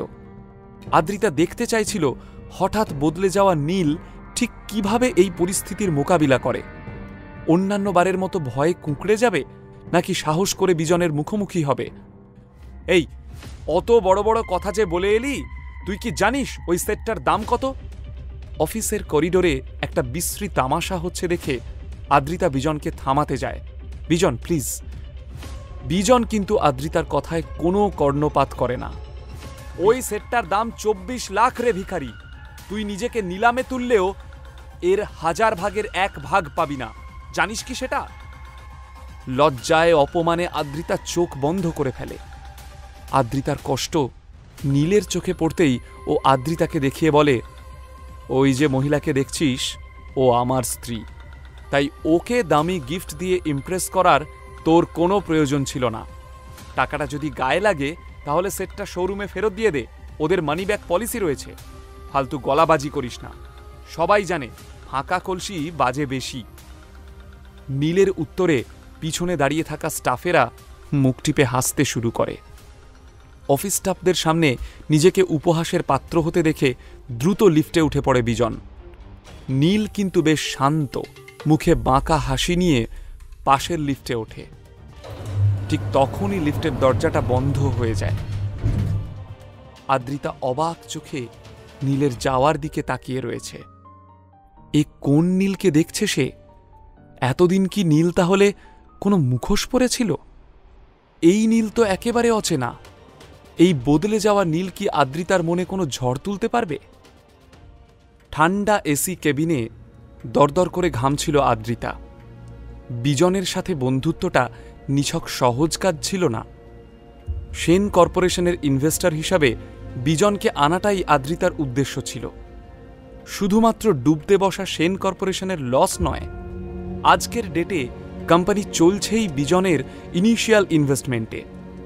আজ সেই বিজনকেই পুরো স্টাফের সামনে চূড়ান্ত অপমান করল নীল। না হয় হারটা নকল হীরের ছিল, কিন্তু তাই বলে বিজনের ইগো হার্ট করার কি দরকার ছিল নীলের? কে জানে এখন বিজন তার কোম্পানিতে টাকা লাগাতে রাজি হবে কিনা। যদি কোনোভাবে বেঁকে বসেও, তাহলে এই কোম্পানির কি হবে? কি হবে সেন পরিবারের? ঠোঁট কামড়ে আদ্রিতা ভাবল ভুলটা ওর নিজেরই। ওই অপদার্থ নীলটাকে ওর অফিসে ডাকাই উচিত হয়নি। বাইরে এসে খোলা আকাশের নিচে দাঁড়িয়ে নীল অনেক দিন বাদে বুক ভরে নিঃশ্বাস নিল। আজ নীলের নিজেকে জীবিত মনে হচ্ছিল। তখনই নীল দেখে ফোনের স্ক্রিনে ওর দাদু শশাঙ্কবাবুর নাম ভেসে উঠেছে। মিস্টার রায়চৌধুরী, আমি এইমাত্র আপনাকে কল করতে যাচ্ছিলাম। বাহ, তাহলে বুড়ো দাদুটার কথা মাঝে মধ্যেই মনে পড়ে তোর? আমার কথা পরে বলছি, আগে আপনি আপনার দরকারটা বলুন। কেন, দরকার ছাড়া কি আমি আমার দাদু ভাইকে ফোন করতে পারি না? আপনি এবং আমরা দুজনেই শুধুমাত্র দরকারের সম্পর্কে বাঁধা, তাই দরকার ছাড়া আমরা কেউ কাউকে ফোন করি না। সেটা না বললেও বোঝা যায়। তাই বলে ফেলুন কি দরকার। তোর জন্য একটা সুখবর আছে। সামনের মাসের 1 তারিখে রয় চৌধুরী গ্রুপ অফ ইন্ডাস্ট্রিজের সিইও হিসাবে তোর জয়েনিং। তবে তার আগে তোকে একজনের সাথে একটু দেখা করে নিতে হবে। আমি তোকে ভেন্যু আর টাইমটা এক্ষুনি হোয়াটসঅ্যাপ করছি। আমি আপনার একটা ডিমান্ড মেনে নিলাম, তবে তার পরিবর্তে আপনাকে আমার ঠিক 2টো ডিমান্ড মানতে হবে। আমার ফার্স্ট ডিমান্ড, আমাদের যে লিমিটেড কালেকশন ডায়মন্ড নেকলেস আছে তার একটা আমার বলা অ্যাড্রেসে আজ বিকালের মধ্যে পৌঁছে দিতে হবে।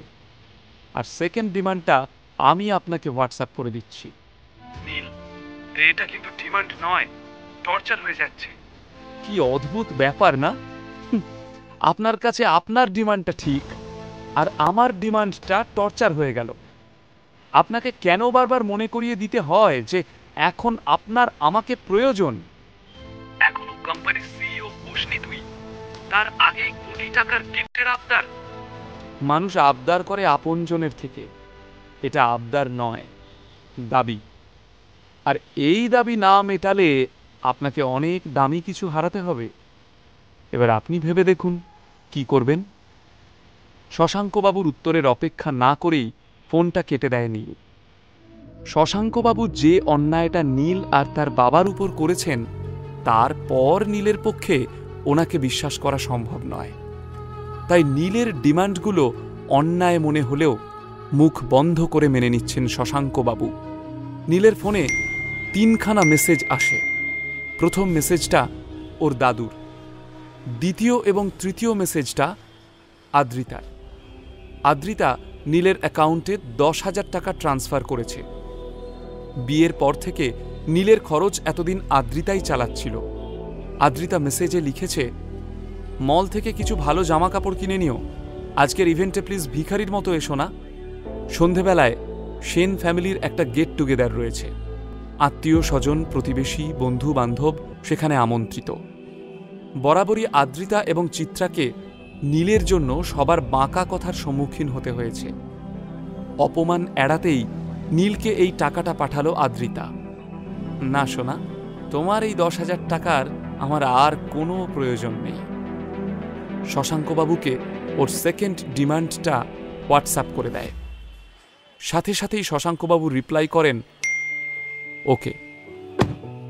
রয়্যাল সেভেন সোসাইটি শুধু কলকাতার নয়, গোটা পশ্চিমবঙ্গের সবথেকে বড় লাক্সারিয়াস সোসাইটি।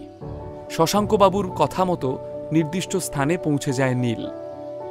ধীরেন রায়চৌধুরীকে সেই বাগানে বসে থাকতে দেখে নীলের মাথায় আগুন জ্বলে ওঠে। ধীরেন রায়চৌধুরী মানে ওর নিজের কাকুর সাথে দেখা করতে হবে জানলে নীল কখনো আসতে রাজি হতো না, সরাসরি না বলে দিত। রাগের মাথায় ও বেরিয়ে যাবে, ঠিক তখনই পিছন থেকে ধীরেন রায়চৌধুরীর গলা শোনা যায়, ঠিক 2.5 বছর আগে তোকে লাস্ট দেখেছিলাম, আগের থেকে অনেক বেশি স্মার্ট লাগছে। বাপের মতো সেই ক্যাবলাকান্ত ব্যাপারটা কিন্তু আর নেই তোর মধ্যে। থমকে দাঁড়ায় নীল। কাজের কথা থাকলে বলো, আর যদি ভাবো ভয় দেখিয়ে আমাকে সিইও হওয়া থেকে আটকাবে তাহলে ভুল ভাবছ। কথা শেষ করেই নীল চলে যেতে উদ্যত হয়। তখনই দুজন বিশাল চেহারার সিকিউরিটি গার্ড এসে নীলের পথ আটকে দাঁড়ায়। কাকুর আচরণে নীল হেসে ফেলে। আমার কিছু হলে কিন্তু তোমরাই বিপদে পড়বে, ভুলে যেও না আমার কাছে অঞ্জলি এন্টারপ্রাইজের 40% শেয়ার রয়েছে। আজ সেই শেয়ারই তোমাদের কোম্পানিকে বাঁচাতে পারে, তাই ভেবেচিন্তে সিদ্ধান্ত নিও। রয় চৌধুরী গ্রুপ ইস্টার্ন ইন্ডিয়ার সব থেকে বড় কোম্পানি। 4 বছর আগে এই কোম্পানিটি দেশের প্রথম 10টি কোম্পানির মধ্যে থাকত। দেশের ছোট বড় সব কোম্পানি রয় চৌধুরী গ্রুপের সাথে কাজ করতে চাইত। তখন এই রয় চৌধুরী গ্রুপের সিইও ছিলেন নীলের বাবা হীরেন রায় চৌধুরী। ব্যবসার কলকাঠি ছিল তার নখদর্পণে। হীরেন ভীষণ ভালো মার্কেট প্রেডিক্ট করতে পারতেন, আর সেই জন্যই আগে ভাগেই অঞ্জলি এন্টারপ্রাইজের 40% শেয়ার তিনি কিনে রাখেন। কারণ উনি বুঝে গিয়েছিলেন ভবিষ্যতে এই শেয়ারের দাম হতে চলেছে আকাশ ছোঁয়া। তবে এই খবরটা শশাঙ্কবাবু এবং ধীরেন রায় চৌধুরীর কানে আসতেই ওনারা প্রচণ্ড অশান্তি শুরু করে দেন। ফলস্বরূপ হীরেন রায় চৌধুরীকে কোম্পানির সিইও পজিশন থেকে সরে দাঁড়াতে হয়। কোম্পানির নতুন সিইওর আসনে বসেন ধীরেন রায় চৌধুরী। কিন্তু 2.5 বছরের মধ্যে কোম্পানি ডুবিয়ে দিয়ে ধীরেনবাবু প্রমাণ করে দিয়েছেন যে তার দ্বারা আর যাই হোক বিজনেসটা হবে না। অঞ্জলি এন্টারপ্রাইজের শেয়ারের জন্য নীল এখন বিপুল সম্পদ এবং প্রতিপত্তির অধিকারী, আর এই পাওয়ারফুল নীলকেই এখন রায়চৌধুরীদের দরকার। কিন্তু নীল যে আগে ভাগেই সব রিসার্চ করে এসেছে তা ধীরেনবাবু আঁচ করতে পারেন। বিরক্তির সাথে নিজের 2 গার্ডকে সরে দাঁড়াতে ইশারা করলেন। ওরা সরে যেতেই কনফিডেন্সের সাথে রয়্যালস হেভেন সোসাইটি থেকে বেরিয়ে পড়ল নীল। প্রিন্স আনোয়ার শাহ রোডে এসে দাঁড়াতেই নীল দেখে ফোনে একটা মেসেজ এসেছে। আরে কোথায় তুই, কখন আসবি, লেট করিস না কিন্তু। মেসেজ করেছে নীলের এক কলেজ লাইফের ফ্রেন্ড। আজ দুপুরে শহরের এক বিখ্যাত 5 স্টার হোটেলে নীলের কলেজ রিইউনিয়ন রয়েছে। নীলের স্কুল এবং কলেজের জীবনটা একদম অন্যরকম ছিল, ভীষণ মজা আর রহস্যে মোড়া। আসলে ওর বাবার কঠোর নির্দেশ ছিল নিজের প্রকৃত পরিচয় না জানিয়ে একটা খুব সাধারণ জীবনযাপন করার। বাবার কঠিন হুকুমে নীল স্কুল কলেজে ভীষণ লো প্রোফাইল মেনটেন করত। ওর বন্ধুরা আজও নীলের প্রকৃত পরিচয় জানে না।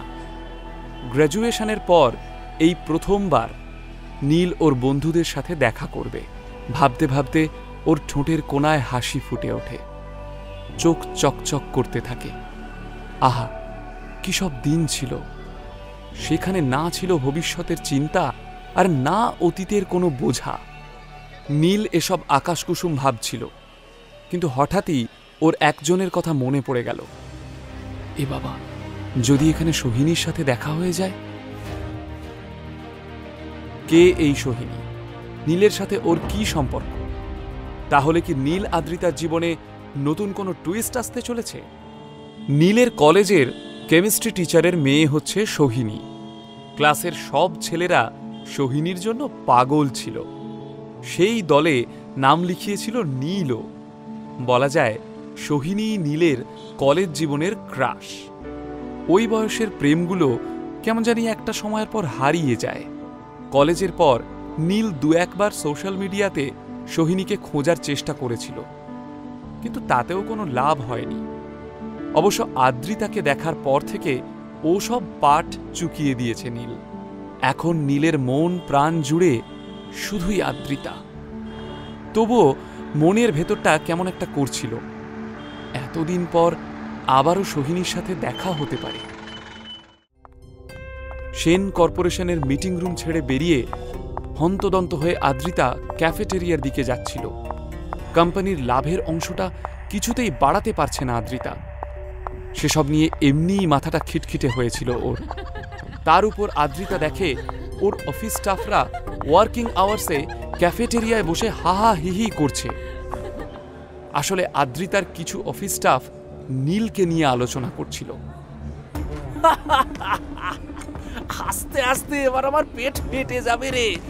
2 পয়সার মুরদ নেই, ম্যাডামের পয়সায় খায়, আবার ম্যাডামকেই কথা শোনায়। আমি কিন্তু আদ্রিতা ম্যাডামকে ভীষণ অ্যাডমায়ার করি। উনি যে কেন এই ছেলেটার সাথে রয়েছেন, এতদিনে তো ওনাদের ডিভোর্স হয়ে যাওয়া উচিত। আরে প্রথমে তো আদ্রিতা ম্যাডামের পেছন পেছন যাচ্ছিল, তখন তো দেখে মনে হচ্ছিল ম্যাডামের চাকর। তারপর দুম করে কেবিন থেকে বেরিয়ে এসে কি হম্বি তম্বি, বাহ, বলে কিনা বিজন স্যারের আনা অত দামি হীরের হার নাকি নকল। জীবনে রূপো চোখে দেখেছে, হীরে তো দূরের কথা। সবাই পেছন ফিরে ক্যাফেটেরিয়ার দরজার দিকে তাকাতেই দেখল আদ্রিতা ম্যাডাম দাঁড়িয়ে রয়েছে। আদ্রিতার চোখ মুখ দেখে সবার বুক কেঁপে উঠল। আদ্রিতার স্টাফরা খুব ভালো মতো জানে আদ্রিতা রেগে গেলে কারও রক্ষে নেই। স্টাফরা কোনো রকমে পালিয়ে বাঁচল। ওর সারা শরীর যেন ঘিন ঘিন করছিল নীলের জন্য। শুধুমাত্র নীলের জন্য আজ আদ্রিতার স্টাফরা ওকে নিয়ে হাসাহাসি করছিল, ঠাট্টা তামাশা করছিল। নিজের কেবিনে ঢুকে সশব্দে কেবিনের দরজাটা বন্ধ করে দেয় আদ্রিতা। খাঁচায় বন্দি বাঘিনীর মতো ছটফট করছে সে। কফির কাপটাকেই সে দু হাতে চেপে ধরে নিষ্ফল আক্রোশে। কানের মধ্যে কর্মচারীদের হাসির শব্দ এখনো গুঞ্জিত হচ্ছে। এবার রাগ পাল্টে যায় যন্ত্রণায়। চোখ ঝাপসা হয়ে আসে আদ্রিতার। বাপি, কেন করলে এরকম? আমি তো তোমার কোনো কথা অমান্য করিনি, কখনো কোনো প্রেমের সম্পর্কে জড়াইনি, কারণ আমি জানতাম আমার বাপি আমার জন্য কখনো কোনো ভুল ডিসিশন নিতেই পারে না। এ তুমি আমার জন্য কেমন ভালো করলে বাপি? একটা অপদার্থ মেরুদণ্ডহীন মানুষের সাথে আমার সারাটা জীবন জুড়ে দিলে। এর চেয়ে তো নিজে হাতে আমায় বিষ খাইয়ে দিতে পারতে। আদ্রিতা শুধু তার বাবাকে নয়, মা চিত্রাকেও নিজের এই সর্বনাশের জন্য দোষারোপ করত। কিন্তু চিত্রার যে হাত পা বাঁধা, বিয়ের আগে সে নীলের ব্যাপারে কিছুই জানত না। চিত্রা যতই দজ্জাল মুখরা হোক না কেন, স্বামীর কোনো সিদ্ধান্তের উপর কথা বলার মতো ক্ষমতা তার ছিল না। তাই আদ্রিতার প্রশ্নগুলো নিরুত্তরই থেকে গেছে। বন্ধুদের সঙ্গে রিইউনিয়নের চিন্তাটাই মন ভালো করে দিয়েছিল নীলের। তাই জীবনের বাড়তি চিন্তাগুলোকে পিছনে ফেলে ফুরফুরে মেজাজে বাড়ি ফিরল নীল। কিন্তু ঘরে ঢুকেই ও দেখল সোফায় বসে টিভি দেখছে চিত্রা। এই যে, এদিকে এসো, তোমার সাথে আমার কিছু কথা আছে। নীল খুব ভালো করেই জানত চিত্রার সাথে কথা বলা মানেই কিছু কটু কথা শোনা। তবু এগিয়ে গিয়ে সে চিত্রার সামনে দাঁড়ালো। চিত্রা কিছু মেডিকেল রিপোর্ট টেবিলে ছুঁড়ে দিয়ে কর্কশ গলায় বলল, তোমার আর আদ্রিতার যে টেস্টগুলো করানো হয়েছিল তার রিপোর্ট এসেছে। রিপোর্ট ভালো হওয়া সত্ত্বেও প্রতিবারের মতো এবারও আমাদের নিরাশ হতে হলো। নাতি নাতনির মুখ দেখার সৌভাগ্য কি আদৌ আমার হবে কোনোদিন? কথাগুলো শুনে নীলের বিরক্ত লাগে। গত ২.৫ বছরের বিবাহিত জীবনে নিজের স্ত্রী আদ্রিতার সাথে কোনো ঘনিষ্ঠতাই তৈরি হয়নি নীলের। কোনো দিনই নীলকে নিজের কাছে ঘেঁষতে দেয়নি আদ্রিতা। তাই সেক্ষেত্রে আদ্রিতার মা হওয়ার কোনো প্রশ্নই ওঠে না। সব জানা সত্ত্বেও নীল চুপ করে দাঁড়িয়ে থাকল। অনেক সময় এসব সমস্যা জেনেটিকও হয়। তুমি এক কাজ করো, তোমার বাবা মা দুজনকেই বলো হসপিটালে গিয়ে ফুল বডি চেক আপ করিয়ে নিতে। যা খরচাপাতি হবে সেসব আমি দিয়ে দেব। চমকে তাকালো নীল। বাবা মায়ের ব্যাপারে এমন মন্তব্য শুনে ওর রাগ হলো। আমার বাবা মা দুজনেই সুস্থ, ওদের চেক আপের কোনো প্রয়োজন নেই। বাবা, দিন দিন দেখছি তোমার স্পর্ধা মাত্রা ছাড়িয়ে যাচ্ছে। তোমার তো সৌভাগ্য বলতে হবে যে আমি টাকা দিয়ে তোমার বাবা মায়ের ফুল বডি চেক আপ করাবো। জীবনে কখনো এত বড় হসপিটাল চোখে দেখেছে তোমার বাপ মা? তোমার তো তাদেরকে সরকারি স্বাস্থ্যকেন্দ্রে নিয়ে যাওয়ারও ক্ষমতা নেই। অপমানে মুখ লাল হয়ে যায় নীলের, কিন্তু তার সাথে এক রাশ মন খারাপও জমা হয়। নিজের মন থেকে সমস্ত মালিন্য ঝেড়ে ফেলে রিইউনিয়ন পার্টিতে যাওয়ার জন্য তৈরি হলো নীল। মনে এক রাশ অপেক্ষা আর আনন্দ নিয়ে সে রওনা হলো। শহরের অন্যতম নামী ইম্পেরিয়াল হোটেলেই রিইউনিয়নের ব্যবস্থা করা হয়েছিল। নীল সেই হোটেলের পার্কিংয়ে এসে দাঁড়ালো। নীলের অবস্থা দেখে হোটেলের দারোয়ানরাও মুচকি হাসল, কিন্তু তাতে বিশেষ পাত্তা দিল না নীল। ফুরফুরে মনে সবে মাত্র হোটেলে প্রবেশ করতে যাচ্ছে, পিছন থেকে একটা ডাক শুনে থমকে দাঁড়ালো। আইরে, আমার জন্য একটু দাঁড়া। পেছন ফিরতেই নীলের মুখে অনাবিল হাসি ফুটে উঠল। একটা লাল রঙের মার্সিডিজ থেকে ঝাঁকড়া চুলের যে সুদর্শন ছেলেটি নেমে এসেছে, ও নীলের বন্ধু শুভ্র। নীল প্রফুল্ল মনে এগিয়ে গেল শুভ্রর দিকে। আরে ভাই, কতদিন পর তোর সঙ্গে দেখা, কেমন আছিস বল? শুভ্র চোখ দিয়ে মেপে নিল নীলকে। নীলের পোশাক সুন্দর হলেও দামের দিক থেকে শুভ্রর ধারে কাছেও যাচ্ছে না। তাই দেখে শুভ্রর চোখে স্পষ্ট কৌতুকের ছাপ প্রকাশ পেল। নিজেই দেখে বুঝে নে কেমন আছি। দেখে তো ফ্যান্টাস্টিক মনে হচ্ছে। শুভ্র একটা অহংকারী ভঙ্গিতে বলল, ওই আর কি, এই যেমন লাস্ট মান্থে এই গাড়িটা কিনলাম, বেশি না, ওই 50 লাখ পড়ল বুঝলি। অর্থ কৌলিন্য দিয়ে সম্মান কেনাতে কোনোদিনই আগ্রহী নয় নীল, কিন্তু ও বুঝতে পারল যে শুভ্র ওকে পয়সার দেমাক দেখাচ্ছে। তবে এই নীল তো একদম আলাদা। ও কি মুখ বুঝে সব সয়ে যাবে, নাকি নতুন কোনো খেলা শুরু করবে? বেশ রহস্য নিয়ে নীল শুভ্রকে বলল, তোকে একটা ম্যাজিক দেখাবো। নীল ঠিক কি করতে চাইছে শুভ্রর সাথে? কি ঘটতে চলেছে এই পার্টিতে? সোহিনীর সাথে দেখা হওয়ার পর কি হবে? নীলের সেই দ্বিতীয় শর্তটাই বা কি ছিল? আর সেই ডায়মন্ড নেকলেসটা কি পেল আদ্রিতা? আজকাল ম্যাজিক দেখিয়ে পেট চালাচ্ছিস নাকি? বলেই হো হো করে হাসতে শুরু করল শুভ্র। তোর গাড়িটা তো দেখলাম, এবার আমার পক্ষীরাজটা দেখ। একবার চাপলেই মনে হবে খোলা আকাশে উড়ছিস, যেন পিসি সরকারের ম্যাজিক। নীলের আওয়াজে মায়া জড়িয়ে রয়েছে। শুভ্র কিছুক্ষণ হা করে নীলকে দেখল, তারপর সশব্দে হেসে উঠল। থাক বাবা, তোর ওই পক্ষীরাজ তোকেই মানায়। নীল বেশ বুঝতে পারল শুভ্র ওকে নিয়ে ব্যঙ্গ করছে। আগেও শুভ্র এমনই ছিল, আজও সেই প্রবণতা ওর যায়নি।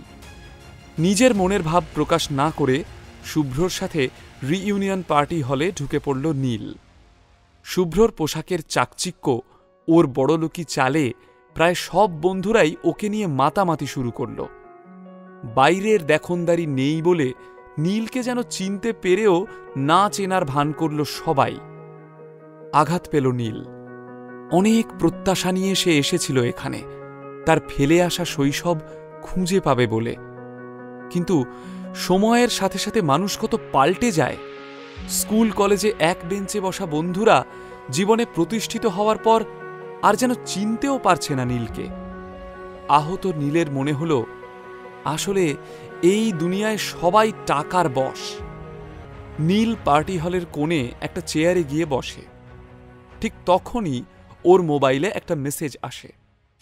সেই মেসেজটা দেখে নীলের মুখে চওড়া একটা হাসি ফুটে ওঠে। ফোনের স্ক্রিনে ভেসে উঠেছে, 2 crore is credited in your bank account। নিজেকে যেন রাজার মতো মনে হচ্ছে নীলের। নীল শশাঙ্ক রায়চৌধুরীকে বলেছিল, আগামী 24 ঘন্টার মধ্যে যদি 2 কোটি টাকা তার অ্যাকাউন্টে ক্রেডিট না হয়, তবে রায়চৌধুরীদের সঙ্গে হওয়া তার কন্ট্রাক্ট বাতিল হয়ে যাবে। শশাঙ্ক রায়চৌধুরী তার কথা রেখেছেন। রায়চৌধুরীরা এখন প্রায় নীলের বশেই, আর সেটা খুব ভালোভাবে বুঝতে পারে নীল। হঠাৎই একটা হইচই পড়ে যায় পার্টি হলে। সে দেখে সব বন্ধুরা হলের গেটের কাছে ভিড় করেছে। সে উঁকি ঝুঁকি মেরে কিছু লোককে সরিয়ে গেটের কাছে যেতেই দেখতে পেল সোহিনীকে। বাহ, কি অপরূপ সুন্দরী দেখাচ্ছে ওকে! কলেজ জীবনের ক্রাশকে দেখে মুগ্ধ হয়ে গেল নীল। ও ভাবল একবার কাছে গিয়ে সোহিনীর কুশল সংবাদ নেওয়া যাক। কিন্তু ঠিক তখনই শুভ্র চোখ পাকিয়ে বলা শুরু করল, এই তোরা সবাই শোন, একটা দারুণ গুড নিউজ আছে। সোহিনী, তুই বলবি না আমরা বলবো?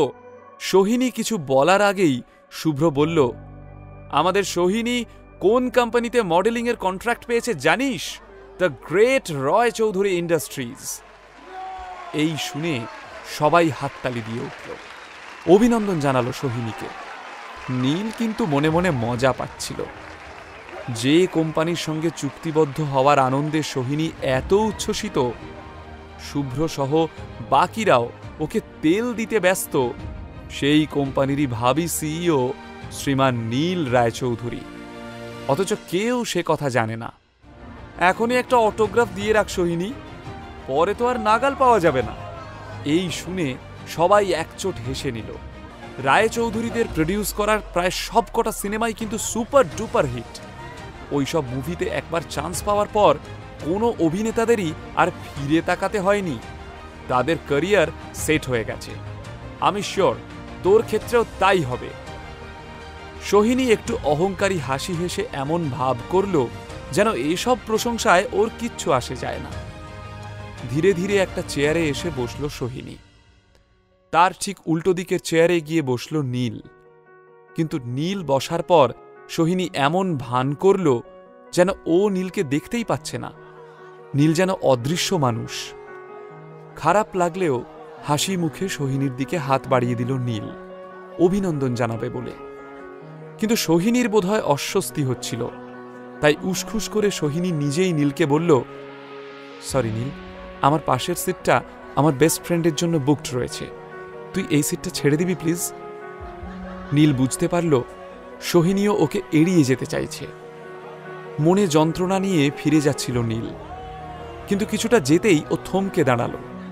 মনে মনে ভাবল, এত সহজে কোনো কনক্লুশনে আসাটা কি ঠিক? আজকেই যাচাই করে নেওয়া যাবে যে টাকার গরমে সোহিনীরও কি বাকিদের মতো মাটিতে পা পড়ে না, নাকি সোহিনী এখনো আগের মতো ভালো মানুষ রয়ে গেছে। এ বাবা, ওই দেখো তোমার কলেজ জীবনের বেস্ট ফ্রেন্ড প্রিয়াঙ্কা এবং শুভ্র দুজনেই তোমার ল্যাং মেরে বার কাউন্টারে বসে গল্প করছে। ওরা কি তোমার পাশে আর বসবে? নীলের এই কথা শোনার জন্য প্রস্তুত ছিল না সোহিনী। সে ভেবেছিল তার কথা শুনে নীল সুরসুর করে উঠে চলে যাবে, কিন্তু নীল উল্টে তাকেই এভাবে অপমান করল। আক্রোশে ঠিক পাল্টা অপমানটাই করতে চাইল সোহিনী। নিজের বাঁ হাতের আঙুল দিয়ে নিজের নাকটা চেপে ধরে বেশ চিৎকার করেই বলল, আসলে তোমার গায়ে ভীষণ দুর্গন্ধ নীল, আমার তাতে গা গুলিয়ে উঠছে। সোহিনীর কথা শুনে নীল যেন আকাশ থেকে পড়ল। ওকে অপদস্থ করার জন্য এ কেমন কথা বলল সোহিনী? সবার সামনে সোহিনী এভাবে ছোট করল নীলকে। এই শুনে নীলের ক্লাসমেটরা সবাই হো হো করে হাসতে শুরু করল। আরে বেচারাটাকে দিন মজুরি খাটতে হয়, দেখ না জামা কাপড়ে ওর চেহারায় কোনো জৌলুস নেই। পরিশ্রমের কাজ করলে গায়ে তো ঘামের দুর্গন্ধ হবেই। সোহিনীর বেশ মজা লাগছিল। নিজের অপমানের আচ্ছা বদলা নিতে পেরেছে সে। নীলের বাকি বন্ধুরাও সোহিনীকেই সাপোর্ট করল। নীল স্তব্ধ হয়ে গিয়েছিল তার বন্ধুদের আচরণ দেখে। নীলের পোশাকে চাকচিক্যের অভাব, তাই তার বন্ধুরা তাকে এইভাবে তাচ্ছিল্য করছে, হেনস্থা করছে, এমনটা সে দুঃস্বপ্নেও ভাবেনি। হঠাৎই একজন এসে নীলের হাতটা ধরল এবং ভিড়ের বাইরে টেনে নিয়ে গেল তাকে। নীল সেই মুহূর্তেই বুঝতে পারল এটা তার স্কুল ও কলেজ জীবনের সব থেকে কাছের বন্ধু মিহির। কারণ এই কাজটা মিহির আজীবনই করে এসেছে। হ্যাঁ, বিয়ে করেও তোর সোহিনীর জন্য প্রেম গেল না? ফালতু চারটে খিস্তি খাওয়ার জন্য কেন ওর পেছনে ঘুরঘুর করছিস? আর সেই মুহূর্তেই অট্ট হাসি হেসে মিহির এবং নীল একে অপরকে জড়িয়ে ধরল। নীল মনে মনে এইটুকু ভেবে স্বস্তি পেল যে বাকিরা পাল্টে গেলেও মিহির অন্তত আগের মতোই রয়েছে। ওদিকে পার্টি ক্রমেই রঙিন হয়ে উঠছিল। এরই মধ্যে শুভ্র উঠে গিয়ে সোহিনীর হাতটা ধরে বলল, সোহিনী, তুই আজ বাদে কাল স্টার হতে চলেছিস, তো আজ আমাদের জন্য একটা স্টার পারফরমেন্স হয়ে যাক। কলেজের ফ্রেশার্স বা সোশ্যালে তো হেভি নাচ করতিস, প্লিজ সোহিনী। সোহিনী লাজুকভাবে প্রথমে না না করলেও সবার উৎসাহ দেখে ও আর নিজেকে আটকাতে পারল না। স্টেজে ওঠার পর যেই না সোহিনী কোমর দোলালো, অমনি ছেলেদের মধ্যে তুমুল আলোড়ন সৃষ্টি হলো। না চাইলেও বারবার সেদিকে চোখ চলে যাচ্ছিল নীলের। হায় ভাই নীল, তোকে আর কি দোষ দেব?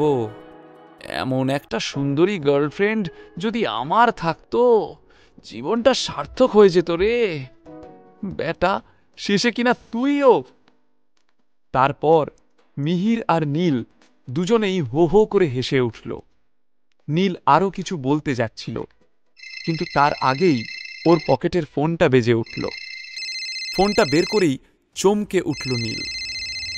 কার ফোন? যা দেখে চমকালো নীল। সোহিনীর প্রতি কি নীল আবার আকৃষ্ট হচ্ছে? এবার কি কোনো ত্রিকোণ প্রেমের গল্প শুরু হতে চলেছে আদ্রিতা, নীল এবং সোহিনীর মধ্যে? তাহলে কি আদ্রিতার ফ্যামিলি গেট টুগেদারে কোনো বিশাল ঝড় অপেক্ষা করে রয়েছে? নীল দেখল ওর ফোনে আদ্রিতার নাম ভেসে উঠেছে। অসময়ে আদ্রিতার ফোন দেখে বুক কেঁপে উঠল নীলের। তাড়াতাড়ি ফোনটা রিসিভ করতে যাবে, কিন্তু তার আগেই বন্ধুদের কাছে হাসির খোরাক হয়ে গেল নীল। যেমন মান্ধাতার আমলের ফোন, তেমনই প্যান প্যানে সলিল চৌধুরীর গানের রিংটোন। সত্যি বাবা, টাইম মেশিনে চেপে ভুল করে আমাদের সময় চলে এসেছিস রে নীল। আবারও হাসির রোল উঠল, আর এই হাসি ঠাট্টাতেই আদ্রিতার ফোনটা গেল কেটে। কিন্তু আশ্চর্য ব্যাপার, নীলের মাথা গরম হলো না। নিজের ফোনের স্ক্রিনটার দিকে হাসি হাসি মুখে তাকিয়ে থাকল সে। আদ্রিতা একটি মেসেজ পাঠিয়েছে, ফ্রি হয়ে কল করো। এভাবে আগে কখনো আদ্রিতা বলেনি নীলকে। তাহলে কি আদ্রিতার মনে নীলের জন্য জায়গা তৈরি হচ্ছে? নীল আশা নিয়ে কলব্যাক করল, কিন্তু ওপাশ থেকে আদ্রিতার সেই চেনা ঝাঁঝালো আওয়াজই শুনতে পেল নীল। কোন রাজকার্য করছো যে ফোন তুলতে দেরি হলো? যেটা করতে বলেছিলাম সেটা হয়েছে? ভুলে যেও না, আজকে সন্ধ্যের ফ্যামিলি গেট টুগেদারে তোমাকে কিন্তু সভ্য হয়ে আসতে হবে। দয়া করে নিজের ওই হাড় হাবাতে লুকটা নিয়ে যেন উপস্থিত হয়েও না। তোমার জন্য আমি আর অন্যের কাছে হাসির খোরাক হতে রাজি নই, কথাটা যেন মাথায় থাকে। কোনো উত্তর না শুনেই ফোনটা কেটে দিল আদ্রিতা। অনেক আশা নিয়ে নীল ফোনটা করেছিল, কিন্তু ফলাফল একই পেল সে। ফ্যামিলি গেট টুগেদারে যাওয়ার জন্য আদ্রিতাও ওর কাজগুলো তাড়াতাড়ি গুটিয়ে নিয়েছিল। বাড়ি ফিরে বিকেলের পার্টির প্রস্তুতি নিতে হবে। সবে অফিস থেকে বের হতে যাবে এমন সময় একজন স্টাফ এসে বলল, ম্যাডাম, আপনার সঙ্গে একজন দেখা করতে এসেছে। আমার সাথে? কোনো অ্যাপয়েন্টমেন্ট ছিল নাকি? না ম্যাডাম, এনাকে আগে কখনো দেখিনি, তবে বলছেন আপনার সঙ্গে খুব আর্জেন্ট দরকার। আদ্রিতা খানিক অবাক হল। ঠিক আছে, পাঠিয়ে দাও। ওদিকে রিইউনিয়ন পার্টিও শেষ হতে চলেছে। যাওয়ার আগে সবাই সবাইকে জড়িয়ে ধরে বলল, খুব শিগগিরই তারা আবারও একটা রিইউনিয়ন করবে। আবারও কিছু মিথ্যে প্রতিশ্রুতি দিয়ে সবাই সবাইকে বিদায় জানাতে আরম্ভ করল। সোহিনী বাড়ি যাওয়ার জন্য পা বাড়াতেই অনেক বন্ধুরাই ওকে নিজের গাড়িতে এগিয়ে দেওয়ার জন্য রিকোয়েস্ট করতে লাগল। কিন্তু সোহিনী সকলকে হতাশ করে নিজের ইম্পোর্টেড গাড়িতে ধুলো উড়িয়ে চলে গেল। শুধু যাওয়ার আগে একবার নীলের দিকে তাকালো। কেন তাকালো তা নীলও বুঝতে পারল না। সোহিনী চলে যেতেই নীলের মনে পড়ল আদ্রিতার কথাগুলো। বিন্দু মাত্র সময় নষ্ট না করে মিহিরের সাথে নাম্বার এক্সচেঞ্জ করে দ্রুত বেরিয়ে পড়ল নীল। ওদিকে কিছুক্ষণ পরই একজন কালো স্যুট পরা ভদ্রলোক আদ্রিতার কেবিনে এলেন। চেহারা দেখে বলে দিতে হয় না যে বেশ সম্ভ্রান্ত বংশের মানুষ। তার হাতে একটা গিফট প্যাক। বলুন কি ব্যাপারে কথা বলতে চান। ভদ্রলোক খুব বিনীতভাবে সেই গিফট বক্সটা আদ্রিতার দিকে এগিয়ে দিয়ে বললেন, ম্যাডাম, এটা আমাদের বস আপনার জন্য পাঠিয়েছেন। আপনাদের বস? কে বলুন তো? আর এতে কি রয়েছে? বস বলেছেন এই বক্সটি খুলে দেখলেই আপনি ওনার পরিচয় বুঝতে পারবেন। আদ্রিতা সত্যি বুঝতে পারছিল না এমন একটা গিফট বক্স ওকে কে পাঠাতে পারে। নেওয়াটা আদৌ উচিত হবে কিনা তাও বুঝে উঠতে পারছিল না। একটু ইতস্তত করে অবশেষে বক্সটা হাতে নিল আদ্রিতা। ভদ্রলোক আদ্রিতাকে অভিবাদন করে চলে গেলেন। কিন্তু আদ্রিতার মনের ভিতর তখন হাজারো প্রশ্নের ঝড়। কে পাঠালো এই অদ্ভুত উপহার? কি আছে এতে? আদ্রিতার কথা রাখতে নীল শপিং মলে গেল ঠিকই, কিন্তু দামি দামি পাঞ্জাবিগুলোর মধ্যে কোনোটাই ওর তেমন পছন্দ হলো না। বেশ কিছুক্ষণ এইসব বাছাবাছি করার পর নীল রীতিমতো বিরক্ত হয়ে উঠল। অবশেষে সে ফোন করল তার পার্সোনাল সেক্রেটারিকে। রয়চৌধুরী ইন্ডাস্ট্রিজের কর্ণধার শশাঙ্ক রায়চৌধুরী এরই মধ্যে কোম্পানির ভাবি সিইও নীল রায়চৌধুরীর জন্য একজন পার্সোনাল সেক্রেটারির ব্যবস্থা করেছেন। নীলের পার্সোনাল সেক্রেটারিটিও বেশ করিতকর্মা। খুব তাড়াতাড়ি সে নীলের জন্য একটা সুন্দর সিল্কের পাজামা পাঞ্জাবি বেছে ফেলল, যার রংটাও সুন্দর, আবার ফিটিংও সেরা। ট্রায়াল রুমে নিজেকে আয়নায় দেখে নীলের মনে হলো এটা আদ্রিতার নিশ্চয়ই পছন্দ হবে। জামা কাপড় কেনা হলে নীল রওনা হলো বাড়ির পথে। গিফট বক্সটা হাতে নিয়ে অনেকক্ষণ চুপচাপ বসেছিল আদ্রিতা। একদিকে অদম্য কৌতূহল, অন্যদিকে একটা অদ্ভুত অস্বস্তি হচ্ছিল ওর। অবশেষে অস্বস্তিটাকে দমন করে আদ্রিতা গিফট বক্সটা খুলে ফেলল। আর বক্সটা খোলার সঙ্গে সঙ্গে আদ্রিতার চোখ ধাঁধিয়ে গেল হীরের ঝলকানিতে। পাশে দাঁড়ানো দুজন স্টাফ হারটা দেখে আর নিজেদের সংবরণ করতে পারল না। তাদের মুখ দিয়ে বেরিয়ে এলো, ওহ মাই গড, এটা তো ড্রিম লাভার্স নেকলেস।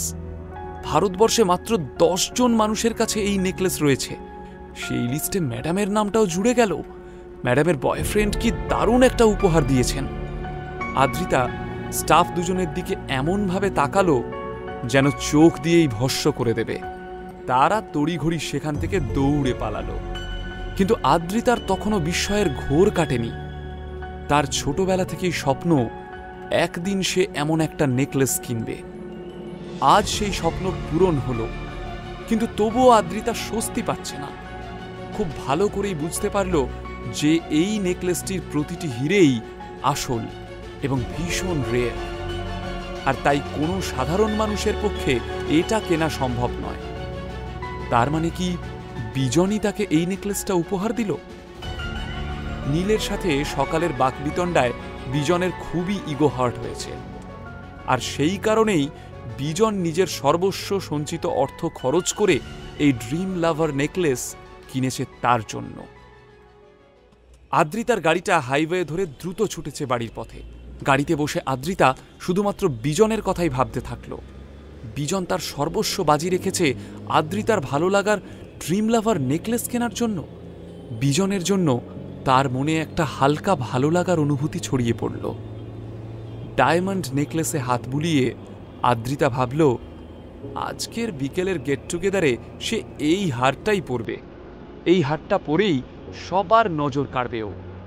নীল যখন বাড়ি ফিরে নিজের ঘরে এলো, তার একটু আগেই আদ্রিতা ফিরেছে। ঘরে ঢোকার মুখেই আদ্রিতার দিকে নজর গেল নীলের। একটা সিঁদুর রঙা বালুচুরি শাড়িতে যেন অপরূপা লাগছে আদ্রিতাকে। আয়নার সামনে দাঁড়িয়ে আদ্রিতা নিজের গলার হারে এক রাস মুগ্ধতা নিয়ে হাত বোলাচ্ছিল। নীল অপলক দৃষ্টিতে তাকিয়ে রইল আদ্রিতার প্রতিবিম্বের দিকে। আয়নাতে নীলের প্রতিচ্ছবি দেখে আদ্রিতার মুখে বিরক্তির চিহ্ন ফুটে উঠল। বেচারি আদ্রিতা জানেও না, যেই নীলের প্রতি এতখানি বিরক্তি তার, সেই নীলই তাকে তার পছন্দের ড্রিম লাভার নেকলেস উপহার দিয়েছে। আদ্রিতা তো ভাবছিল এই নেকলেস বিজনের উপহার। নীলকে দেখে দ্রুত পায়ে সেখান থেকে চলে গেল আদ্রিতা। কিন্তু নীলের মনে কোনো দুঃখ নেই, কারণ এই প্রথম ও আদ্রিতাকে কিছু একটা উপহার দিয়েছে। সেই উপহার পেয়ে আজ আদ্রিতা ভীষণ খুশি, তাই নীলের মনও উৎফুল্ল। এই যে নবাব পুত্তুর, আমার মেয়ের পয়সা ধ্বংস করে পাঞ্জাবি কিনে আনলে, তাও ভালো। তবু যদি এই পোশাক পরলে তোমাকে মানুষ পদবাচ্য মনে হয়, এখন আমার মুখের দিকে তাকিয়ে না থেকে তাড়াতাড়ি তৈরি হয়ে নাও। 5 মিনিটের মধ্যে তৈরি হবে। তোমার জন্য সেন ম্যানসনে পৌঁছাতে যেন দেরি না হয়। নীল চিত্রার কথাগুলো কোনো মতে হজম করে তৈরি হয়ে বেরিয়ে এলো। আদ্রিতা নিজের লাস্ট মিনিট টাচ আপ করছিল। নীলের দিকে চোখ যেতেই এক মুহূর্ত থেমে গেল সে। নীলকে এত হ্যান্ডসাম দেখাচ্ছে পাজামা পাঞ্জাবিতে। কিন্তু তাও আদ্রিতা উদাসীনভাবে চোখ ঘুরিয়ে নিল। নীলই গাড়ি চালিয়ে আদ্রিতা এবং চিত্রাকে নিয়ে পৌঁছে গেল সেন ম্যানসনের সামনে। ততক্ষণে দামি দামি গাড়ির লাইন পড়ে গেছে সেখানে, মনে হচ্ছে যেন গাড়ির মেলা বসেছে। আদ্রিতা আর চিত্রা গাড়ি থেকে নেমে গটগট করে এগিয়ে গেল সেন ম্যানসনের প্রবেশদ্বারের দিকে। যথারীতি পার্কিংয়ে গাড়ি পার্ক করে পিছন পিছন আসতে লাগল নীল। সেন ম্যানসনে প্রবেশ করতেই সবার নজর কেড়ে নিল আদ্রিতা, কিন্তু কেউই নীলকে খুব একটা পাত্তা দিল না। নীল যেন এক অবাঞ্ছিত অতিথি, অবশ্য নীল এতে অভ্যস্ত। সে চিত্রা আর আদ্রিতাকে ফলো করে সেন ম্যানসনে প্রবেশ করার জন্য পা বাড়ালো, কিন্তু ঠিক তখনই পেছন থেকে একটা অতি পরিচিত গলার ডাক শুনতে পেল সে। দাঁড়াও, চমকে তাকালো নীল। কার কণ্ঠস্বর শুনে এমন চমকালো নীল? সেন পরিবারের ফ্যামিলি গেট টুগেদারে কি কোনো অঘটন ঘটতে চলেছে? আজ রাতে কি কোনো নতুন টুইস্ট ঘটতে চলেছে আদ্রিতা এবং নীলের সম্পর্কে? নিচের ইনস্টল বাটনে ক্লিক করুন এবং পকেট এফএম ডাউনলোড করুন। লিঙ্কটি রয়েছে ডেসক্রিপশনে।